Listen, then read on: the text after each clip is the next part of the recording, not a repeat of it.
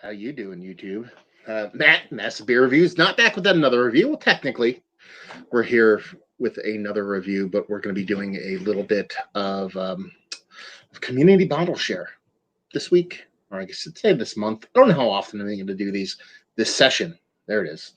We're going to be doing Oskar Blues 10 FIDY. Yeah, this is a OG classic. We'll talk about that ad nauseum, but let's do this. Let's actually do some other stuff. But I want to jump in these right away a lot of times because I want you guys to actually have the time to actually log in, get your beers ready, do all that fun stuff. So what we'll do now is basically we'll wrap. We'll talk about some stuff. I'm going to crack a beer, actually, and drink a beer before we go into that one. And, yeah, let's go from there.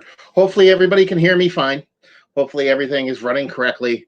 I can see myself on the screen over here. It looks like everything's halfway decent.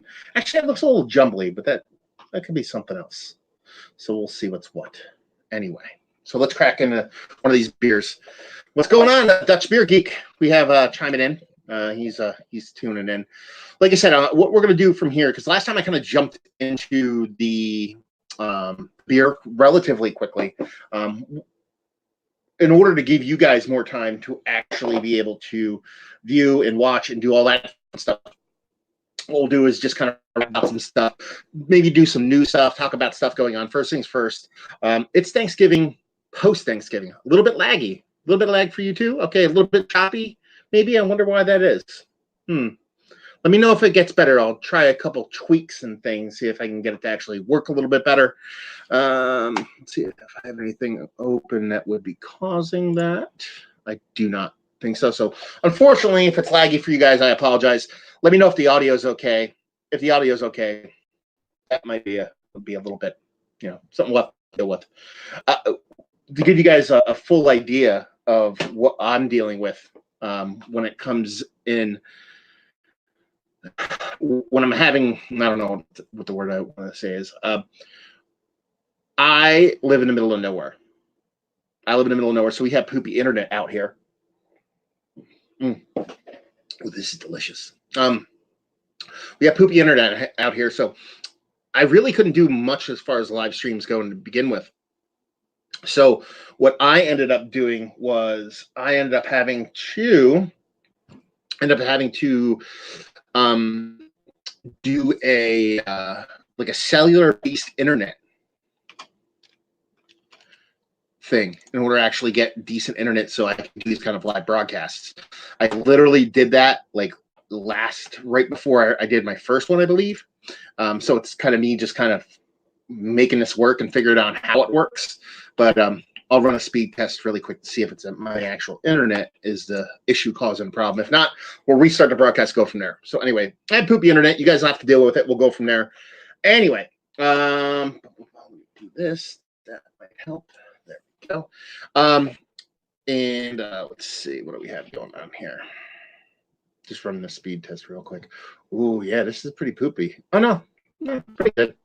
Actually, I should be streaming decent. I don't know about that.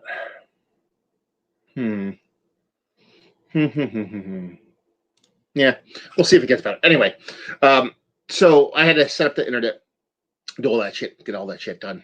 So that's the reason why this shit probably sucks. If it gets better, it gets worse, let me know. I'm just going to keep going on because I actually don't know what's going on. The only way I can actually check to see if this is running correctly is for me to actually stream it, and I don't want to do that because if I do that, then it'll make it slower, make it shittier. Let's put it that way. So first things first, like I said, I'll jump into these rather than jumping directly into the beer and jumping into the beer. We'll do a little bit of kind of newsy stuff, maybe talk about stuff. So you guys can get in here, get ready to have your beer crack. But anyway, we're post-Thanksgiving. Yesterday was Thanksgiving here in the United States. I know a lot of you guys overseas don't celebrate that because we kicked your ass. Oh my God, your face is melting. Haze for days in a video. There you go. Anyway, and it's probably one of the biggest kind of like beer drinking times of the year for pretty much everybody in the United States because they do a lot of Black Friday releases. See, Mark Rosenberg just said, "Did you get your Bourbon County today?" I did not. I did not go out and get Bourbon County today. I got a Bourbon County a couple days ago, just one bottle of it. Yeah. Man, why is this internet being poopy? I might have to restart this. But to answer your question specifically, is I got one bottle of Bourbon County early. I just found it on a shelf randomly early. I reviewed it. I threw it up yesterday if you want to go check it out. But I'm not really, I can find Bourbon County pretty much whenever I want all the time. It doesn't really sell out around me. So to give you guys an idea, it's not really something I have to worry about. So let's do this. I'm going to actually reload this real quick, see if I can get this feed to be a little bit better. So we'll be back in 2 seconds, okay?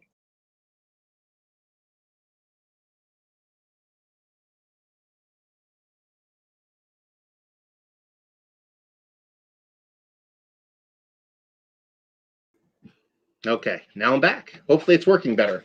I don't know if that actually made everything run better. I don't know. But if it did, it did. If it didn't, let me know.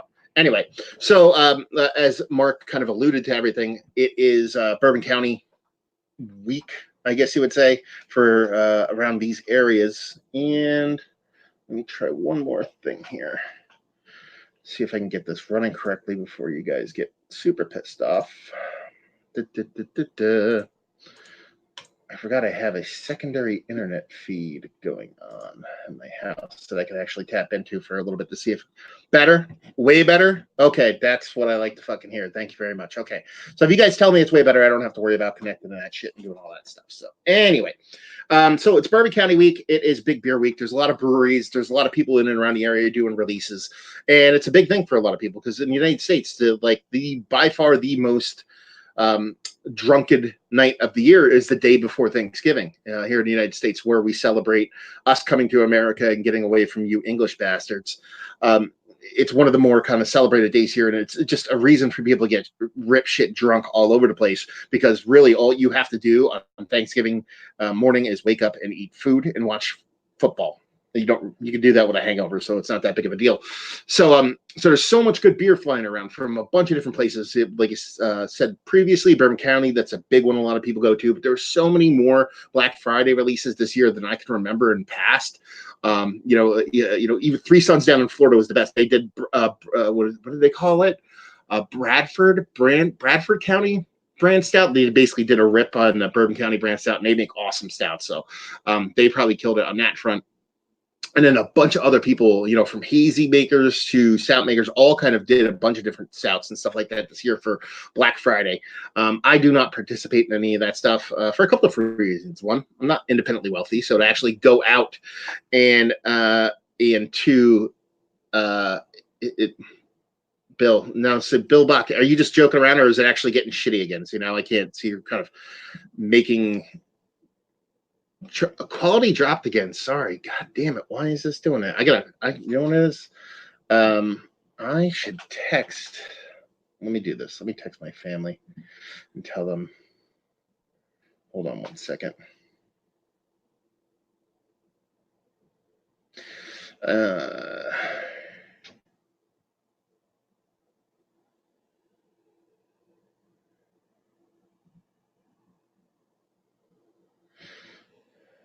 Okay, we'll see if that fucking helps. I wonder why. It's kind of pissing me off. There's one other thing I can do for you guys. Let me see if I could do that real quick. And unfortunately, it's going to take me a little bit longer to actually get back to you guys. And I can actually, since I do this, let's see, this internet over, let's see. Let's see.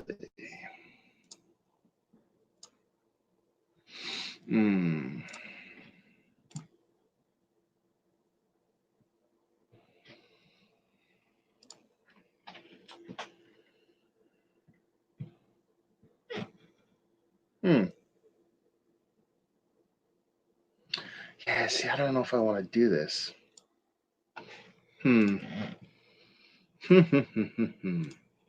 Let's see. So, yeah. Oh, Ket Beer Reviews, they sacked Emery then. Yes. That I'm actually very, very happy about. Okay, so with the internet feed being as poopy as it is, I have to actually reset my router, which is going to make me take a little bit longer to come back. It's probably going to be a minute or two. Don't worry about it.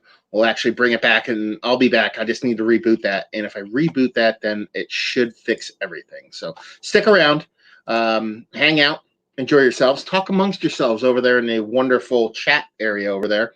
I'll reboot this. We'll come right back. Hopefully everything will be squared from there. And then we'll be back at it. So hang tight. We will be back. Let's see, what are we doing here? Let's do that one. Okay.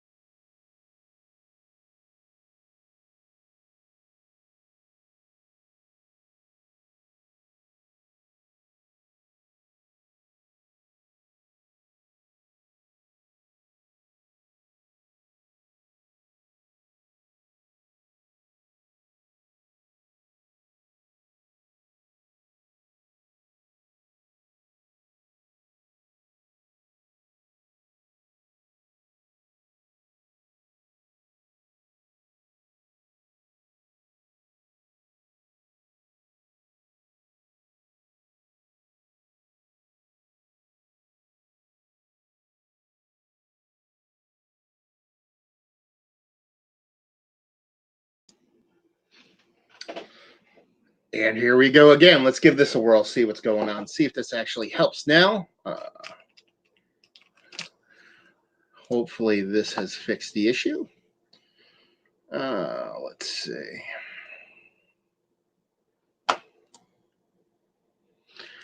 Let's see. People can actually see me good so far. Kent Beer Reviews. Turn down your camera resolution. It's not that, brother. It is the oh yeah, we should be golden now, I believe. Hopefully, we'll see. Yeah, I think we should be good now. Okay. So we should be good. So like I'll go back to me talking about my poopy internet. Basically, I have like cellular internet. Basically, I buy like a data plan, and I have like a LTE router. that I can connect to a cellular internet, over the air internet. That's the only way I can get internet out by me. That's over like 4 megabytes a second down, half a megabyte up. That's where up comes into play with these things, because if there's no up speed, I can't do these broadcasts. Previous to me getting that, I was actually out, I'd hook my phone up and go stick it outside the house and all that shit. Anyway, with this equipment, I can actually lock onto a specific tower. And when I lock on a specific tower, it basically gives me stable speeds. And some towers are better upload speeds than others. So I just have to basically go band lock onto a different tower in order for it to make it good. So that's why it wasn't working. I will double check that. Next time we go to one of these, I will double check, make sure we're good to go on that front. Anyway, back to the beer, which is what we're talking about. So Thanksgiving, big release days. A bunch of people go out and get stuff. I was talking about how I don't go out and get Bourbon County. And, I kind of talked about Bourbon County in my review about this, is that, a lot of people can't get it, or they have like a really hard time accessing it. I have a viewer of mine that actually said, he's from Australia. He's like, we get like 1,500 bottles in the whole, or 3,500 bottles, whatever it is, a very small amount in the whole country of Australia. So, and I know some parts of the United States, it's hard to find. I know, Canada, overseas, it seems like you can find it relatively easier, I guess I would say, over Eastern Europe, or Western Europe, I should say. But where I live, North New Jersey and Eastern Pennsylvania, I could find it whenever I want. Like, I could literally roll right now, if I wanted to, I could drive to the like corner store that only has like half decent beer, and they probably have bottles from 17 and 18 laying around. So it's not something I typically go out for. Sure, some of the rare variants like the rye and the prop and stuff like that, that stuff I can't get. But I'm also, I don't know, I'm not one of those people that kind of goes out and does that stuff all that much. Now, I don't begrudge anybody for doing that. You're more than welcome to go do that yourself. It's a great, fantastic beer. Like I said, I talked about it.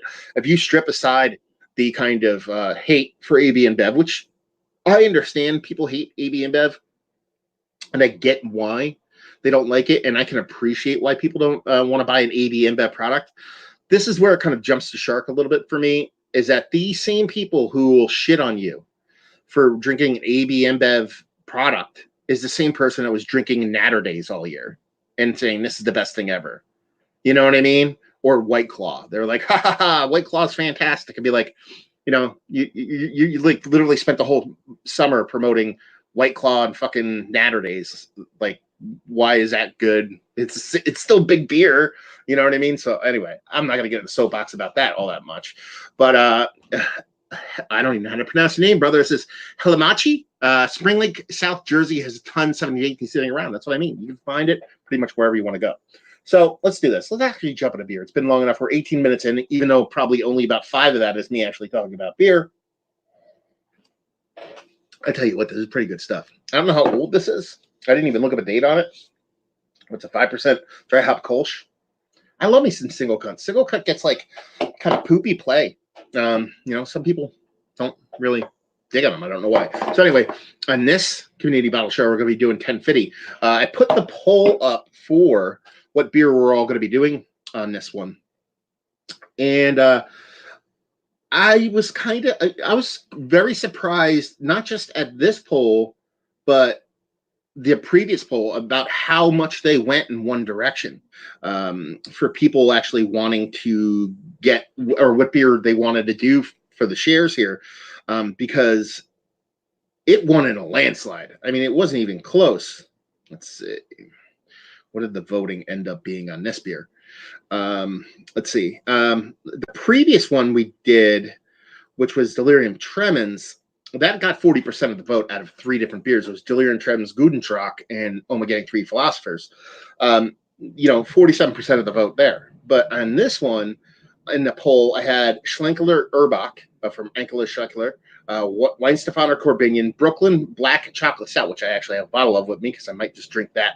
Anyway, and Oskar Blues 10 FIDY. Now, Hemanachi or whatever, he may saying that might win because it's a more accessible beer. I believe these are all infinitely accessible beers. Like, I don't think Oskar Blues 10 FIDY is more accessible than any of these beers. That's just me. Take that for what it's worth. But it ended up getting 52% of the vote is what this ended up coming in at. You can see there if it would focus on it. You can get it in the center. It focuses better if you do that. But yeah, I got 52% of the vote, which I was kind of blown away by. So it is what it is. Now, personal kind of like history with this. I was going to say I haven't had this in a while. That is a lie. I actually had a can of this shortly after the last share that we did. But I'm kind of curious because that can was a new one. It was a 2019 can. This is a 2018 can for those playing at home. This is canned in August 15th of 2018. I'm really curious to how this one comes out because a little bit of a spoiler alert, the new 10 FIDY that I had tastes nothing like what I remember the old 10 FIDY I've had. Now, let's talk about that old 10 FIDY. What do I remember of it? I just remember it being a big, robust, bittering, chocolates, thick, huge, dense. It's kind of one of those OG stouts that a lot of people don't kind of give enough play to. It's kind of like an afterthought. It was always kind of there. And it was always like, oh my God, you have to pay like $15 for a 4-pack of this. And that's kind of crazy price point wise, but it's not really. If you think look at beer in today's beer world and how expensive beer is, it's now kind of a bargain this beer comes in at. But this one is 10.5%. I don't know if the alcohol changes year by year. Let's see. Where was this brewed? Oskar Blues. Okay, mine says Longmont, Colorado. So I believe if it says, because Oskar Blues has, I believe if they brew it, they have to call out where they brew it on it. So on mine, it says Oskar Blues in Longmont, Colorado. As you can see there, that I believe means that this one came from there. Now they have their other brewery in Richmond, I believe, is where the other one is. And if you get it from there, I assume that would say it on the can. I don't know. There we go. Other than that, 10.5%. And that's pretty much it. It says, this dog will hunt. Yeah, buddy. 10.5% every year. No shit, 10 FIDY. Listen, I'm the sharpest tool in the shed here. God damn it. 10 FIDY. I never put that together. That's how dumb I am. Other breweries in Asheville. Yes, not Richmond. What was I thinking of Richmond? Sierra Nevada, maybe, or something like that. Yeah, I think that's pretty much it. And then for those that don't know, what is this? Does anybody know what this is? Does anybody know why that's there? I'll wait for people to see if they can answer and know what that is and why that's there. Nothing? Or are you taking too long to write, people? Come on, nobody knows what that's for. That is where you poke the hole in the can and then you smoke pot through it. So for those of you who have never smoked weed in the past, for a cheap apparatus, easy bong, there it is, Rob got it. For a cheap apparatus to smoke weed, you take an empty can, you crumple it, you poke a hole in it, you put your weed on there, and then you smoke out of, you smoke out of there. That's why that's there. The big potheads. What do you want to say? That actually came from their mouths when I actually did my old radio show. We had brewers kind of call in from all over. We interviewed everybody. We had Oskar Blues, dudes from Oskar Blues on a couple times. And it was really good peoples. Let's put it that way. You put your weed in there, man. Yeah, that's right. Bonus. So first things first. That be motor oil, my friends. I mean, that looks rich, delicious. I mean, it has like infinitely like mocha head. Like that looks like frappe, cappuccino, awesome fucking deliciousness on top of that. And it does pour out pretty damn dark. I mean, when I reference this beer, I review it or reference it as one of the old school kind of thick beers, your extra 2-3C kind of beers. And more often than not, when people talk about thick, they talk about, your new school beers, your pastry stouts, all that kind of stuff. This is a core 4 beer. There's really, there's nothing going on in here except for malt and hops, yeast and water. And that looks pretty delicious. See if you get a nose on her. Yeah, this kind of smells like the one that I had before. And the reason why I was kind of curious about it is that I'm not getting a huge bittering off it. I'm getting a big sweetness off this beer. And I remember it being a bit less sweet, not overly bittering. Like, I think of 10 FIDY as more of kind of like, it's not a Russian Imperial Stout, but it is kind of a Russian Imperial Stout. It's like halfway Russian Imperial Stout. So it's not as bittering as, let's say, an Old Rasputin, which is like crazy bitter. out of the control. But I remember there being a little bit more kind of bittering to it, from astringency, from the bittering, from the malts, roasted malts to hops or whatnot. And this just comes off as a very sweet beer for me. Just big, huge chocolate, with chocolate in like a chocolate syrup kind of way, to where there's like a yeah, would say your bottom of your can says ink from the brink. That's Andrew Spees. What does mine say actually on there? It says the 'twas brilling and the slithy tones. I have no idea what the hell that is. I'm probably not going to be able to get that to focus. But I have no idea what that means. But yeah, I mean, it just comes off not as robust. It comes off way more sweet. And that's pretty much it. It's a little bit of roasted malts, nothing too crazy. And then it's just all kinds of chocolate in different chocolate forms, but it's mostly like a kind of sweetened, kind of chocolate syrupy kind of vibe to it more than anything else. So let's dive in. Cheers.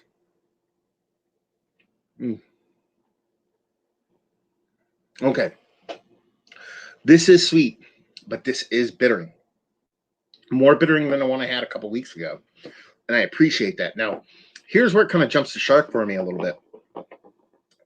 Is that this one, as opposed to the other one I had, see, it's very sweet, but it has that bittering in there. It needs that bittering for me to really enjoy this beer. Without that, the other one I had was just so sweet, and it lacked that balance. Even though the sweetness is way more than a bittering component, it needs to be there in order to bring at least a small moniker of balance to the beer. And I get that in here. This has that metallic astringency thing that I talk about in my reviews. If a lot of you guys watch my reviews, and more importantly, a lot of the darker beers, more importantly, the lower ABV, usually lower than 10.5%, I'm really susceptible to this metallic astringency thing. A lot of people tell me, oh, it's from the kettle, it's from the can, it's from this, it's from that. I'm not saying it's not from there. It's like a minerality, like a salinity, like a metal salinity mineral kind of thing. And I know it's an off flavor in beer, but I know it's not often described or not often talked about off flavor in beer, because I don't think it's that easily perceptible. I just have come to realize that I'm hypersensitive to it. This has that going on for it. The other one didn't. Now you would be like, well, maybe it's because this one's older and it spent more time in the can, so that's why you're getting that metallic portion of the show. I don't think that's the case, because I've had older cans of this than this, and I've never gotten that from it. So I think it's just a batch variance, but it has this metallic thing. It doesn't detach me enough from the beer to kind of turn me off, like crazy turn me off. But it's there. But each sip, I get a little bit more of that roast, a little bit more of that toastiness, a little bit more of that bittering. It kind of makes me appreciate the beer a little bit more. Each sip I take, that little bit of metallic thing starts to get a little bit less and less as I get acclimated towards it. And it has a nice mouthfeel to it. It's not nearly as thick. It's like 1C thick, maybe 2C thick, not 3C thick. Like the new one I had a couple weeks ago, that one had this really nice, hefty density to it, albeit a bit too sweet for me. It had a really nice density to it. And it's just it's tasty. It's a really tasty beer, and I really enjoy it, and I'm glad I'm drinking it. And this is honestly, we all go through this because it could be a perception thing. It's just not what I remember the beer being. I just remember this beer being a little bit more tighter, a little bit better, well made. There being nothing as far as negative towards it. Maybe it wasn't my favorite imperial stout in the world. But yeah, I mean, I don't know. Let's see what you guys have to say so far. We're talking about the bong thing. Awesome. Definitely big bitter chocolate. That's kind of the portion of the show. Analog Kids talking about that. It has that sweetness, but it has that big bitter chocolate thing. You need to have that there. The sweetness is bigger, but you have to have it. Johnny Tactical was talking about, he had this for the first time a week or so ago, and he loved it. It's a great beer. It honestly is. Analog Kid, again, drinking in 2019. Notice that same metallic back end as well. See, so maybe it's not me. Maybe it is there for some people. Now, DDMO actually says cans are coated to prevent flavor from the metal coming through. Doubt it has anything to do with the can itself. here's a little twist to that. That is 100% true. I don't believe the lids are treated. I don't. I'm 99% sure that the lids don't have that coating on it. Because I believe if they did have that coating on it, I don't know if the pop top worked correctly. So I believe almost the whole can is, except for the lids. So let's say, and this is kind of where this might be an issue for this beer specifically, or maybe I would say not this beer, this one I have, but this brand specifically, is that most of these, I know pretty sure, come in cardboard, right? Am I wrong on that one? These come in those cardboard packs. I believe mine came in like a plastic holder, but I think now they come in the cardboard packs. The cardboard packs, you're not going to stack them straight up because you don't have to. It's a square. You just throw them wherever you want to throw them. If they fall over, you don't give a shit. Just put them back. You don't think about it that way. Whereas if it's not in one of those cardboard packs, you almost have to have it vertical, so you don't have to worry about the lid kind of touching the beer and affect it in some form or fashion. That's just me kind of spitballing there. But anyway, let's see over here. We have the man, I cannot pronounce your name. It's HLM Act the Third. Makes it sound very proper. It says, do you suggest looking for 2019 over 2018 over 2019 cans? I know 19s are in boxes where the older ones in plastic holders. So there you go.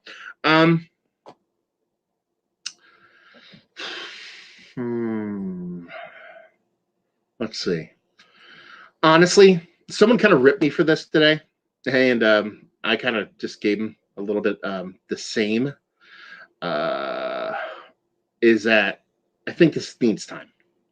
Someone was busting my chops in the Bourbon County review. They're like, every single beer you drink, you said it needs 5 to 10 years. That's not fucking true. It's not every beer. A lot of the darker beers that are core 4 darker beers that are either too sweet or too boozy need time. I mean, that's kind of how you get rid of that.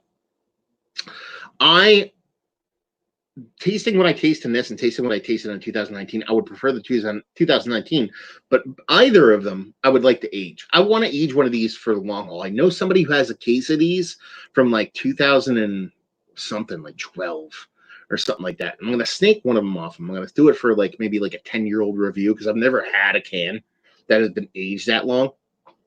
But again, it's one of those beers that I think would be perfect to kind of age out, because what I really enjoy about this beer is how big and rich and delicious the beer is. Where I would call negatives, if I kind of push aside the metallic thing, is that I think it's a little bit too sweet. And how do you combat that? You combat that with time. Your time is going to put roundness on the beer. It's going to round out those edges. It's going to take those edges away, make it not nearly as sweet, make it not nearly as aggressive. Both, you'll lose maybe even a little bit of that bittering, but I think it'll be around, because I think a lot of those bittering notes come from a roasted malt component as opposed to a big hop component. So I don't think they're going to fade as big as you're going to, or as quick as you think.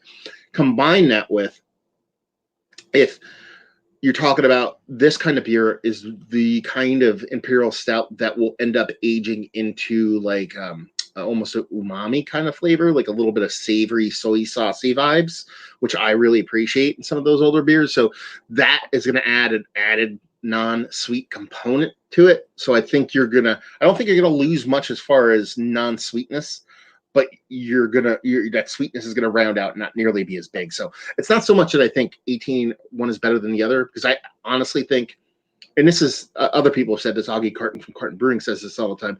There's, and he applies it towards wine, but it really does come down to a lot of beers. Is that when it comes to aging beer, you have to understand one thing: is that there's no such thing as a good ageable beer. There's only good bottles and good cans. So, each can and bottle has a variance to it. A beer isn't created in a vacuum.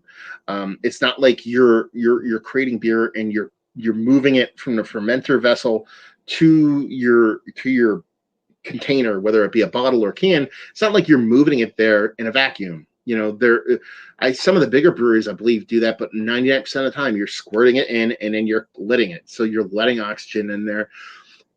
How clean is the can? How clean is the bottle? There's all kinds of variants that can go into it. different portions of the tank of the beer. If you have adjuncts in there, depending on the grain, how the proteins and all that didn't settle out completely, and when you're filling the bottle, all those things come into play when you're talking about a live and active beer. So, you could have 2 cans of the same exact beer and age them both, and 10 years from now, they could be markedly different beers. So this is the kind of beer you'd buy a case of, honestly, and then just age it. And then hopefully most of them are good. Some of them aren't, But all in all, I think it's one of those beers that I didn't really even think about revisiting until we actually brought up this whole show about doing it. Because, and I think this might be a running theme when it comes to these online shares, is that we're going to end up picking a lot of beers that people can get. Is that this beer is so readily available, I don't pick it up. And that's really not something I should do, not something you should do. But it's one of those things where it's so readily available that every time I pass it, I see it and go, that's a good beer. But then immediately go, but I can get that whenever I want. I'll get something else. But then I never pick it up because I can always get it. So it's like that weird kind of back and forth where you're like, oh, I can get that whenever I want. Let me see what else I can get because I might not be able to get these other things. But then I never go back and pick it up. And it's like you're kind of like you're searching, and it's not so much. A lot of that's fueled by the tick culture, your Untapped culture, those kind of things. I don't really use Untapped. I don't apply to that. Not that I'm immune to it. I really do like to enjoy new and interesting things. So I think we're all kind of into that when it comes to beer, and that's one of the exciting things about it. Anything, sports and food and beer, and if you're single, women or men or whoever you're into, is newness. Newness is always awesome. And newness is always awesome when it's new and it's awesome. So it's like doubly awesome. But when something's old and awesome, you just kind of like, oh, that's awesome. I remember that beer being awesome. Like half of these beers. All these beers are old and awesome beers. And I rarely pick them up ever again. And that's something I should fix. But overall, back to this beer in general. Yeah, in the grand scheme of things, I think it's one of the better shelf available, readily available imperial stouts that you can get. I'm trying to think of a base imperial stout that I can get on the regular that is better than this, and I have a really hard time coming up with it. Yeah, I don't know. I mean, what do you guys? I mean, what do you think is like a super readily available imperial stout that is better than this? Non-barrel age, mind you. There's some barrel age like ones like I said, Bourbon County, albeit a little bit rare for some people. That's a little bit hard to come by for some people, but that's pretty readily available. New Holland's Dragon's Milk. That is amazing. That's one of the better kind of imperial stouts that you can get, like, barrel aged in general. Let's see. We have a couple of people. I think the comments got a little bit screwed up there for a second because a bunch of them jumped up. We'll cut those real quick. HLM Act the Third. It says it's readily available and I love it, but it's a bit pricey in New Jersey. Average $15 for 412 ounces. I wish there was something on the same level for slightly cheaper. That's the thing. At this point, it is kind of cheap if you think about it, because you're getting 4 12-ounce cans for $15. I mean, who else is going to do something as cheap as that? Bell's, maybe. I mean, Expedition Stout or Kalamazoo, but that stuff, those really need age. I do the same exact thing with beer. Jason's talked about the struggles sometimes. I know. I mean, it's hard, man. We all kind of want to try that new stuff, and we forget to go back to the classics. Rob from Hopsy was going to join us. He's having issues with this trade. No worries, brother. It's all good. If we're still in the area, when you get home, you can jump on in, but it's no big deal. And it says, Dean LaRusso. This is an interesting one. I'm interested to see what your guys' take on this would be. How about Old Rasputin? I am an unabashed North Coast fan. I love North Coast. I love Prankster. I love Scrimshaw. I love Brother Theolonis. I love Old Stock. Barrel age or otherwise. Old Stock, you're talking about aging beer. North Coast Old Stock is king shit of fuck mountain when it comes to aging beer. There's 3 king shits of fuck mountains when it comes to aging beer. North Coast Old Stock, J.W. Lee's, or Thomas Hardy. That's the holy triumvirate right there. I don't like Old Rasputin. I don't like it. I don't. It's way too bittering. Way too bittering. Way too bittering for me. If they called it some kind of like aggressively hopped imperial stout, I'd almost be cool with it. I'd be like, okay, I'm cool with that. But they just say it's a Russian imperial stout. It's not. That's way too bitter for Russian imperial stout. Russian imperial stout should be bitter, but not that bitter. Like, it's crazy bitter. And I thought that. Well, I still think it, but I had that. Okay, it's too bitter. It's too bitter. Too bitter. And I didn't drink it for 4 years. And then I re-reviewed it last year. I said, I'm going to re-review it. Same thoughts. Too bitter. So that's just me. Now, Andrew Speece says Fremont Dark Star. Fremont Dark Star is delicious, dude. But I can't get Fremont Dark Star. I don't know anybody who someone outside of the West, Pacific Northwest, isn't going to be able to get Fremont Dark Star. So we're kind of talking about readily available. Sure, there might be readily available few. I mean, kind of globally. Founders Imperial Stout coming back. I think Founders Imperial Stout is a good one. Founders Breakfast Stout is amazing for the price. It is another one. There's another really good one. The only problem here is that, you could do whatever you want, but I'm fuck Founders kind of guy, so I don't buy Founders beers anymore. That's just how I roll. So I'm not going to be drinking that shit. Now, don't get me wrong. If I were walk past the shelf and there's a 10-year-old bottle of a breakfast stout, I'm probably going to pick it up. But I'm not really going to buy much, if any. Sadix, Yeti and Founders Imperial Stout. Yeti's a good one. Yeti's one that a lot of people forget, and it's actually a really tasty beverage. I haven't had one in a while. I should probably revisit that. I don't know if it's widely available. I don't know what's their distribution footprint like, but that would be a good one. Founders Breakfast Stout. Everybody's. Oh, see, Narwhal. Yeah, Deed Niemo. Narwhal's fucking awesome. Narwhal's the winner, actually. You want to know why? Narwhal's the winner because Narwhal is absolutely 1,000% delicious. It's by far and away the best imperial stout that Sierra Nevada makes. And the other thing is, it's the same price as this, kind of, but in a 6er, not in a 4-pack. So, DMO, I don't know if anybody's been able to come up better one than that because that shit is fucking cash money. Let's see. 10 FIDY has always been my favorite Shelby stout. I put Yeti up there too. Narwhal and Old Rasputin. Yeah, Narwhal, man. We might have to do Narwhal because that's fucking amazing beer. Try Bell's Abracadabra Coffee Milk Stout for the first time after this review. Oh, you are trying it. Okay. I don't know if they made that shit. Maybe Bell's Expedition. I like Bell's Expedition, but it needs to be aged to me. Like, Expedition's cool, but that's one of the like super bittering ones for me. That's why Expedition needs like, I don't know, about 4 years before I dig it. 10 FIDY, I like it after a year or so, even though this one's a little bit kind of metallic and stuff like that. But fucking Old Rasputin, I've had like 5-year-old bottles, 10-year-old bottles of that. Shit's still bitter. Yeah. But yeah, I mean, there's a ton of great ones out there. And there's, a lot of small breweries are making great imperial stouts nowadays. I have local places by me doing them. And absolutely fantastic ones straight out the chute. But it's a great beer. I mean, for its availability, I believe its price point is very, very, very easy to digest. Considering you're talking about 10.5%, 4 cans, you're talking what it ends up being like 3, after taxes, from 375, 350 a can, 375 a can, somewhere right around there. I have no problem with that. And yeah. That is delicious. So, is it one of the better shelfy imperial stouts that I've had as of late? Yes.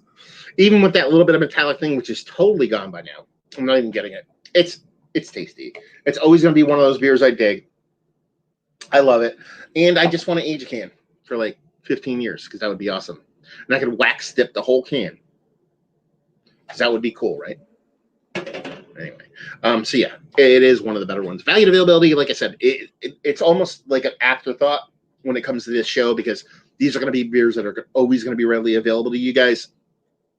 So, it's one of those things where it's always going to be available, so might not even talk about it on here. Price point is almost always going to be one of those things too, because I have no problem with this price point, but some people out there don't have an issue with this, or some people have issues with it being 15. I don't have a problem with it. And leave you with, if you like, well, we like this beer. If you like sticky, decently hefty imperial stout with a bit of bitterness, and just, you know, a good beer. It's a good beer. Like, I don't know. I know I say that sometimes in a lot of reviews. I'm like, it's just good beer, and I don't mean that as kind of like a cop out or just kind of just making shit easy for myself. It's just good beer. And good beer is a good thing. So there you go. Another review of the books. Let's see. Speaking of stouts, what did you guys drink for Thanksgiving? I know you people overseas, you don't have Thanksgiving because we kicked your ass. It happens. But did you guys drink any crazy stouts for Thanksgiving? Kind of curious about it. My brother-in-law came over. We have Thanksgiving at my house. We have about 20 people deep that come to my place and we do Thanksgiving. So it's probably about like 8 of my family, and then the rest is my wife's family. Jason just said Speedway Stout, and now I'm kind of fucking, I don't know, man. That might be it. Speedway Stout's fucking awesome. Like, Speedway Stout is really fucking good. Ooh. No, I want Speedway Stout. Gotta fucking fight it out, man. That's a good one. Speedway's so good. Speedway's so good. Let's put it this way. This is how good Speedway is. I haven't had this in a long time, like a few years. And when I cracked that one the other day, I was like, this is pretty good, but it's pretty sweet. And I kind of started picking at it, doing all those kind of things. When I cracked the Speedway, I haven't had one in years. I cracked one about 6-8 months ago. I cracked it, started drinking it, and went, holy shit, this is awesome. Like, I literally, I was alone. I was by myself. I was like, I want a stout. I want to chill and relax. I opened it. I poured it, and I literally said to myself out loud, wow, this is really fucking good. So, yeah, Speedway is fucking awesome. But anyway, my brother-in-law came over for Thanksgiving because my family comes over here. And, you know, he's into beer. He's not, like, crazy into beer, but he's into beer. He's gone on some trips with me, and he's gone to a couple breweries and stuff like that, and he's always kind of grabbing different beers here and there. But he's a shelfie guy, which is awesome. No problem with that whatsoever. And he comes here, and what does he do? He just starts ripping fucking stouts, like ripping them. Like, he comes in, because I had, you know, a bunch of beers set up, ready to go, and I'm like, okay, you know, we'll do this, we'll do that. And he comes in, he's like, hey, man, you want to try this beer with me? I was like, sure. And he breaks out like this milkshake, 15%, like Mikkeller Imperial Stout milkshake, fucking whatever. And I'm like, yeah, okay. It's fucking 10 a.m. Let's have at it. And yeah, that's how my day started. And then I think right after that, he ripped another Imperial Stout. And I was like, oh my God, dude, seriously? So that's how my Thanksgiving went. Lucky enough, Thanksgiving is a lot of mashed taters and stuffings and all kinds of bits and pieces. So had a nice base going on, so I didn't get too rip roaring. But yeah, Thanksgiving is one of the best days in the world. Oh, so good. Let's see. Act 3. I'm just gonna call you Act 3 right now. Mad Elf he was drinking. Mad Elf is danger beer. I can't express to you guys enough. I don't know how wide and far Mad Elf gets. It's Troegs product. Troegs from Hershey, Pennsylvania. A rather large brewery, but I don't know what kind of distribution footprint they have. But that stuff is danger juice. It's basically just their Belgian dark. I believe they call it a Belgian dark, right? And it has like I believe sour cherries are added. It's not a sour beer, but I believe it's sour cherries are added. And yeah, that shit'll sneak up again. It's kind of like I'm like the Mount Rushmore of like beers that are gonna get you like rip shit drunk way faster than you want. It'd be like Mad Elf, Sammy Claus. What was the one that I was thinking of? Oh, Allagash Triple. And yeah, probably some barley wine. That's too delicious. Let's see what else. It says, does the barrel aged version see you in the middle of nowhere? Barrel aged version of Speedway, I'm assuming? Or you're talking about this beer? talking to Andrew Spees, talking about the barrel-aged version of Oskar Blues. If that's the case, actually both. We get barrel-aged Speedway and we get barrel-aged Oskar Blues. We get a couple different variants, but they fine. They're coming to big stovepipe cans. I haven't liked them all that much, to be honest with you. I still prefer this one. I think the coffee one was pretty good. The barrel-aged one didn't really do much for me. I did a review of it. It might have been a mystery beer, though. Let's see. $4 a can sounds ridiculously cheap for Imperial Stout compared to UK pricing. Is it that cheap? Is it? You know, because I don't know what's an Imperial Stout cost for you guys out there. You know what I mean? From a local brewery that is from England. I don't know. You know, there's a barrel aged version. See, we already went over that one. I had an Anna from Hill Farmstead and some Gunner's Daughter. That's a good Thanksgiving. Gunner's Daughter is one of the ones that is like one of the better readily available shelfie stouts. Now it's a pastry stout, but it's super low ABV, and I see it. No, probably doesn't see anywhere past where I live. It hits PA, it hits New Jersey, and I think everywhere up to where Mass Landing is located up there in Portland or Maine area. That's a really great beer. Speedway was my Thanksgiving stout. My bad. Let's see, Bourbon County 2019 right now. That's not a bad beer. I mean, like I said, I did a review, and you cannot deny that's a fucking really good beer. I think it's a little bit hot this year. I think it's got a little bit of spiciness to it, but it's going to round out really quick. I think you give it 6 to 12 months, and I think it's going to be cash money. And I'm kind of curious to see how those age for the long haul. With the pasteurization process now being in effect with Bourbon County beers, you kind of take it's weird because you take the possibility of it turning sideways out of the mix, but you also kind of curb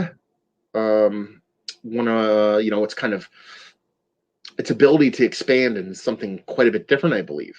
And so I'm kind of curious to see how those age. I'm really, really curious. Long haul age, I should say. Let's see. Sadix said he finally got some Prairie Pirate Bomb and Barrel Aged Birthday Bomb. The former was okay, but the latter was fired. Prairie beers are so fucking hit or miss from bottle to bottle. Not necessarily from style of beer to style of beer or brand of beer, bottle to bottle, man. Some of them, God, I had it was good, but someone sent me some beers to review. I forget who it was. I forget names, but it was one of those ones where you make your own adjunct beer, and it was a barrel aged like pastry beer, but it literally had float, like it's almost like someone shoved a donut in the bottle. It had that much shit floating around in it. Still tasted good, but I've had ones that have kind of got sideways. But yeah, I like Prairie, even though they didn't get bought out by Big Beer, but I don't think Prairie is owned by the same people that started it. Mad Elf is so headache inducing if you aren't paying attention. Yeah, that's why I call it danger juice, man. That's danger beer. Like, it's like, at least Dogfish Head puts like the warning cap under danger beers. You know, it's like bright fluorescent. They're like, you're going to get fucked up if you drink this beer. Mad Elf's like, nope, we're not going to warn you. You're going to drink 8 of these and be like, I love life. And then you're going to wake up the next day in a dumpster in fucking Hershey. It's shitty. Shotgun a stove. You want shotgun a stovepipe? Shotgun a stovepipe of 10 Fitty barrel aged. That's not what I do, man. I can't shotgun beers. I suck at it. I'll get somebody else on here to do the whole shotgunning portion of the show. It's not where I live. Anyway, let's switch the script really quick. A couple different things I wanted to talk about before we kind of just get in the random drinking mode. I posted a new podcast. I haven't been posting podcasts a ton of them as of late because I just don't have the time. I don't have the time to travel to breweries and go to different places and stuff like that. And honestly, it is a lot of work. And I'm getting old. I'm tired. You know, I got dogs and cows and a farm, and it's just getting old. Look at this shit. I'm getting gray. Go look at my first videos and look at this beard. It was not gray like this. But I do them when I can. And I went out to the Buffalo for the Shelton Brothers Beer Festival. And if you guys have ever gone to any beer festival and then you decide, okay, I'm only going to go to one beer festival, it might be the one you want to go to. There's some really great ones out there. I actually went to more beer festivals this year than I have ever gone to. I went to a festival of farmhouse ales. The Hill Farmstead, that was fantastic. It was hot. The lines kind of sucked, but it was still really good because it's Hill Farmstead, and it's Cantillon, and it's Dreffontaine, and it's fucking, great Russian River, and you know what I mean, Lost Abbey, great breweries. And then I went to a couple small festivals, local stuff. A couple people in Jersey, like, hey, I'm throwing a festival. You want to come by? Blah, blah, blah. Then I went to the Shelton Brothers Festival. And it's one of the festivals I always wanted to go to, but they never really held it close to here. They were holding it up in Buffalo, New York. Joe from the Beer Patrol, I'm sure you guys know who he is. If you don't know who he is, go subscribe to his channel. Awesome dude. Probably my favorite person who does beer reviews on YouTube. And he lives out there, and I was like, I'm going. So I booked it, and lucky enough that when I had my radio show, for some weird reason, having a radio show gave some kind of legitimacy to what I do. You know what I mean? Like YouTube, like brewers and distributors and shit like that, they don't give a shit about people on YouTube. Everybody's on fucking YouTube. But for some reason, since it was a real radio show, it was like legitimized for some reason. So since I did that, I do have a little bit of kind of access to some people that are like, oh, okay, yeah, he had a radio show. And one of those people, the Shelton Brothers. We had the Shelton Brothers on previously. And I decided to go up there. So before I even bought my tickets, I was like, wrote Joel Shelton. I was like, hey, man, I want to do a podcast. It's been a while. Let's do it. And he was so accommodating. He like literally did everything for me. Like I wanted to go up there and I wanted to talk to him. And at worst case scenario, talk to his brother because his brother was a little bit hard to wrangle in. We'll get to that in a second. And I was like, just sit down. Let's have a quick chat. I know you're busy. And he's like, yep, we'll do it. I'll give you as much time as you need. And he's like, I'll get you a bunch of brewers to come down. And we ended up getting a really great kind of cast.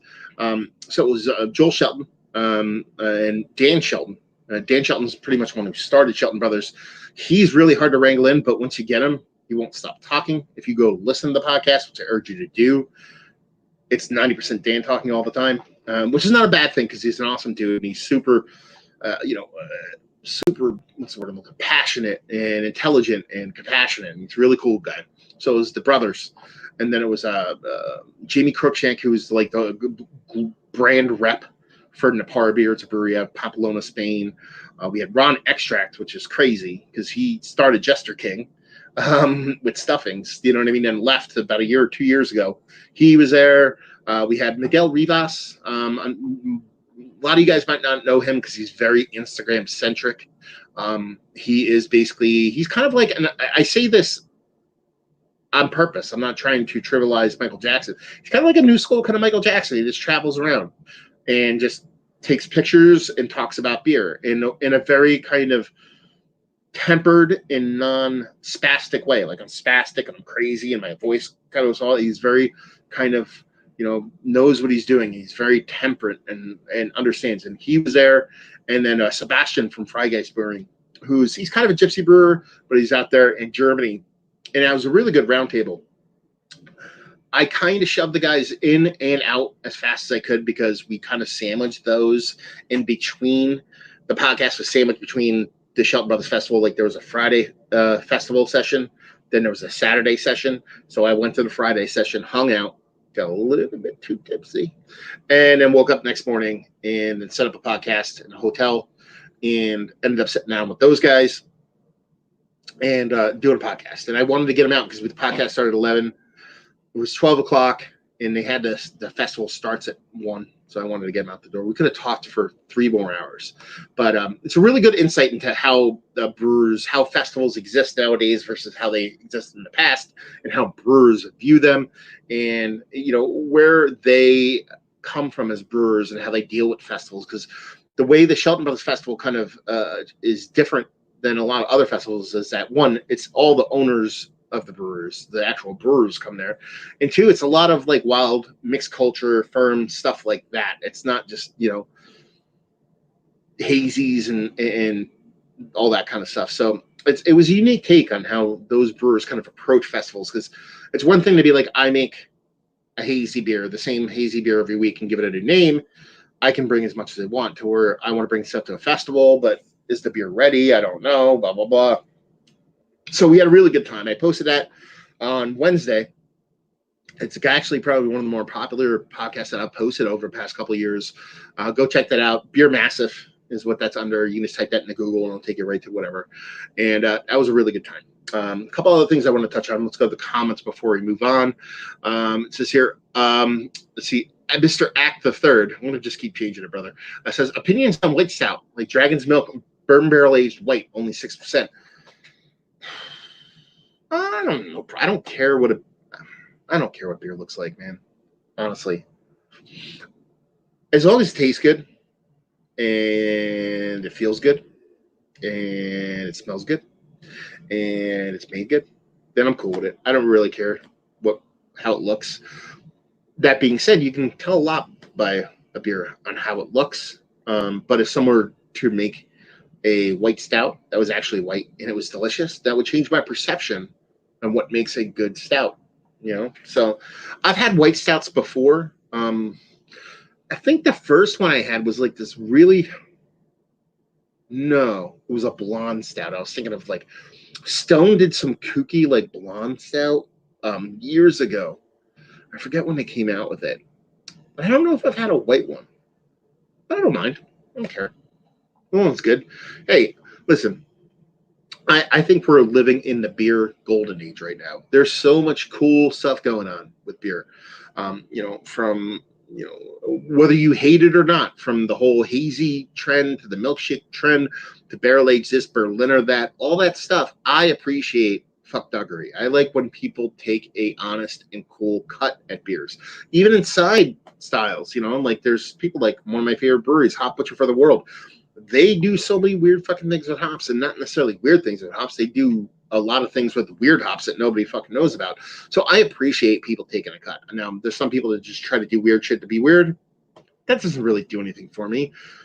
But if your weirdness is born out of genuine want for doing unique stuff, then I'm all for it, man. Let's see. And 710 Raider Nation 420. So I assume 710 is like a zip code and that you like the Raiders and weed, which is kind of all right by me. And it's a salute from Compton, California. So Compton 710, I assume. Perfect timing. About to open a 2017 Black Tuesday. You can drink that to your head, son? The whole thing. I want you to. I want one. I drink a Black Tuesday. Actually, 2017. I think I might have drank a 2017 Black Tuesday to my head once. Was it 2017 or 16? I forget. One year because now you can just buy Black Tuesday kind of just regularly.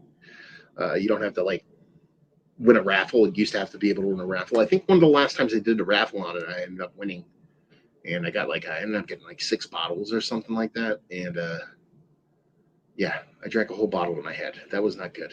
You should not do that. Don't do that. I did that. You don't do that. Except for you, Raider Nation. You do it because I just want you to do it. So there you go. That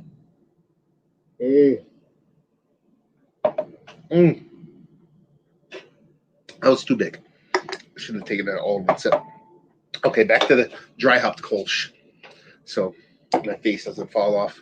Anyway, so podcast. Go check that out. Beer Massive Podcast on your favorite podcasting platform. Stitcher, iHeartRadio, Apple Podcasts. Wherever you find your favorite podcast, you'll find it there. Plus our whole backlog of all of our podcasts from the past. John Kimmich, Augie Carton, everybody. Just big and small. We have Jim Koch from Boston Beer Company, JC from Trillium, Dean from Treehouse. We have everybody on there. It's pretty awesome. So go to check that out. Another thing I wanted to touch on before I get into my rant portion of the show. So one of the people that I've actually had on my podcast before is a person by the name of John Hall. He is a lifetime beer writer, essentially. He started off as a beat writer for, I believe it was a New York Star Ledger, but quickly moved into beer. And he's written pretty much for every beer publication known to man. beer magazine to Craft Beer and Brewing magazine to a bunch of different ones. And he started his own thing. Him and Andrew Bernstein, who, if you don't know, he's another beer writer. He's based out of New York. He's probably one of the better beer writers in the game. John kind of left his post at Craft Beer and Brewing magazine, and teamed up with Bernstein and decided to do their own kind of podcast and publication called the Beer Edge. It is a paid newsletter kind of access site. You don't have to pay for it if you don't want to. You can still get drips and drabs and stuff here and there, but they do have a podcast, which is free. And John is probably one of the better voices when it comes to the podcasting game. Way more professional, way better than I do things. And I think they dropped like 5 or 6 podcasts right at the get. So I just wanted to give them a little shout and tell you guys to go check them out. So the Beer Edge, go on your podcasting thing after you go to Beer Massive and rate me 5 stars and like everything that I do on there. Then go find the Beer Edge and check that out, because there's some interesting stuff. Because the first, he one of the first people he talked to is Carol Stout from Stout's Brewing in PA, and like one of the first female brewers back in the early 80s, late 70s, early 80s. Not to date her like that, but it's some pretty interesting stuff, and it's worth noting. Yeah, go check that out. Good dudes doing good thing about good beer. If you've watched, listen to my podcast, you've heard John Hall. John Hall also does Steal This Beer. So if you know Steal This Beer, then you already know who John Hall is. So there you go. Now, there's a couple things I actually did want to talk about and get your guys' opinion on it. So I'm kind of curious about what you guys think. So the first things first, and this is basically kind of newsy stuff. New Belgium sold to Kirin, basically Kirin beer. You probably know that. It's like a Japanese beer. It's a small, they're like big beer, but they're the smallest big beer out of big beer. And New Belgium sold. And a lot of people got in a big uproar about it. Not necessarily an uproar, but I don't know, kind of got really sad about it. Because it was like family-owned, employee-owned brewery. Actually had, when was it? It was a couple of years ago. I tried to track it down. I couldn't find it. So the person might have deleted the thread. There was one new person I was commenting about New Belgium. And he said, I work there. And basically I was saying, someone asked me, basically, who do you think is going to sell out next? And I said, New Belgium. They're obviously trying to sell already, because at the time when I heard they were trying to sell from very legitimate sources, like I just can't find a buyer, because they weren't as big as they weren't as big as Ballast Point. They weren't like that kind of big brewery. They're big enough, and they're trying to make a national name for themselves. And it was one of those things where I was like, it just makes sense. Like New Belgium's going to sell. And somebody that either worked there at the time or worked there previously, because they referenced working there at one point, was like, there's no way New Belgium will ever sell. They can't sell because they're employee owned. That's a bunch of crock of shit. I was like, basically said, doesn't matter, dude. It doesn't matter if it's brewery owned. They could still sell. They're on the hook. They give you money if they sell, and that's basically what happened. And more power to the people. Like everybody that worked there, I think at a certain level that was a full-time employee got like $100,000 as a buyout or something like that. So, hey, that's only a couple years' salary for a lot of people, but still, to get a whole lump sum of that money, and a lot of people got a lot more. So that's a great thing. But is that going to affect you guys as far as buying their beers? Even like Analog Kids right now, he's like, I just cracked my first New Belgium Voodoo Ranger Imperial IPA. Coincidence? I don't buy New Belgium beers. Sadix is like never a big fan of New Belgium beers in the first place. I don't really buy them all that much. It's not going to affect me. I wasn't a huge fan to begin with, but what do you guys think? Act the Third saying if a company makes good beer, whether they're big or small, it doesn't matter who owns them. It does, though. It does to a certain extent. He says the question is, did New Belgium make beer? Now that's the question. I think who owns a brewery matters. I won't drink Founders anymore because I don't like what Founders, how they handled their situation they handled recently. You can have a different opinion on that. That's the great part about the world. You're more than welcome to have an opinion on it. That's my opinion. So I'm just not really going to buy Founders anymore. So there is more to it than beer.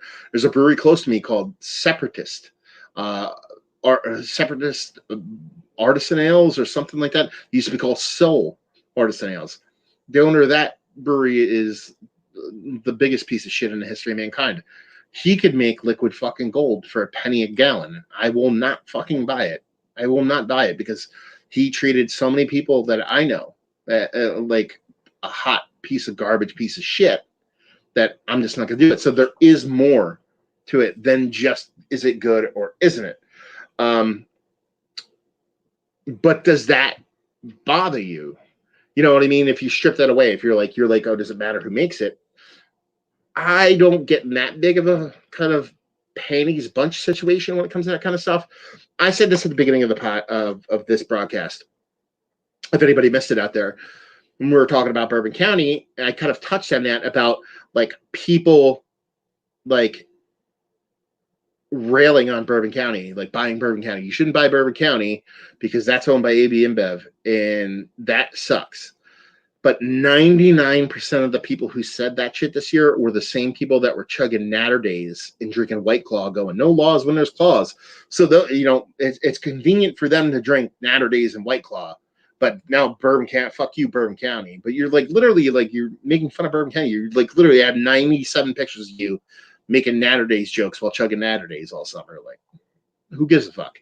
Now, if I owned a brewery, I might have a little bit different kind of aspect or mindset on that kind of thing. Like if my bottom dollar, if my family, my livelihood, my existence was affected by big beer, I'd probably be a little bit more kind of, fuck those guys when it comes to those kind of things. But it is what it is. And I've said this before in previous podcasts and previous shows. If you really want to understand what AB InBev is doing when it comes to how they process things and why they have big beer and what they want to do with the beer that they have. Let me look it up real quick so you guys know what I'm talking about. There's a great article by what the hell? What's that podcast that I'm not a big fan of? God damn it. Good Beer Hunting. So, Good Beer Hunting, there's I'm trying to see. Okay, there's a really good article from 2017 on Good Beer Hunting. So you can go there if you just type in watch the hands, not the cards. Good Beer Hunting. If you type that into right, is this the article I'm thinking about? Yes, it's by Chris Heron from Creature Comforts Brewing, and he basically goes into in depth about what Budweiser's plans are when it comes to what they're doing when it comes to craft beer. This is from 2017, but it's still, the guy used to work for, they work for AB InBev or Diageo or one of the bigger kind of distribution companies that understands the mindset and what they're doing. And Budweiser is not buying Goose Island to try to infiltrate the craft beer crowd. Their ultimate goal is to buy craft beer to distribute it and then lower craft beer's prices a little bit and then raise Budweiser's prices to make Budweiser look better. And they're not trying to take over craft beer. They're just trying to elevate Budweiser as a brand and make it not like a basic piece of shit beer. That's their whole goal. They don't want anything to do with craft beer. It's like pennies in the bucket to them. If they won craft beer, they'd probably lose money. It's like that kind of thing. So really great article. Go check that out if you want to understand that kind of mindset when it comes to like big beer and stuff like that. But it is what it is. I mean, if people want to sell out, like if I own New Belgium, even though it's a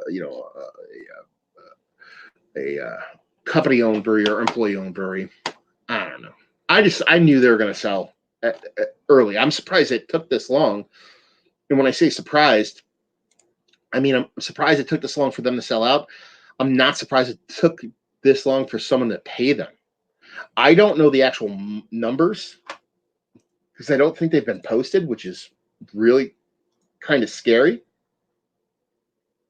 But I don't believe they've only told that employees are going to get paid a certain amount of money when it came from the sale, and that was basically there's more than 300 employees are receiving over $100,000 of retirement money, with some receiving significantly greater amounts. What does that add up to? I should be able to do that math in my head, but I cannot. Okay, so you're talking about that is $30 million. So that if you do just 100,000 times 300.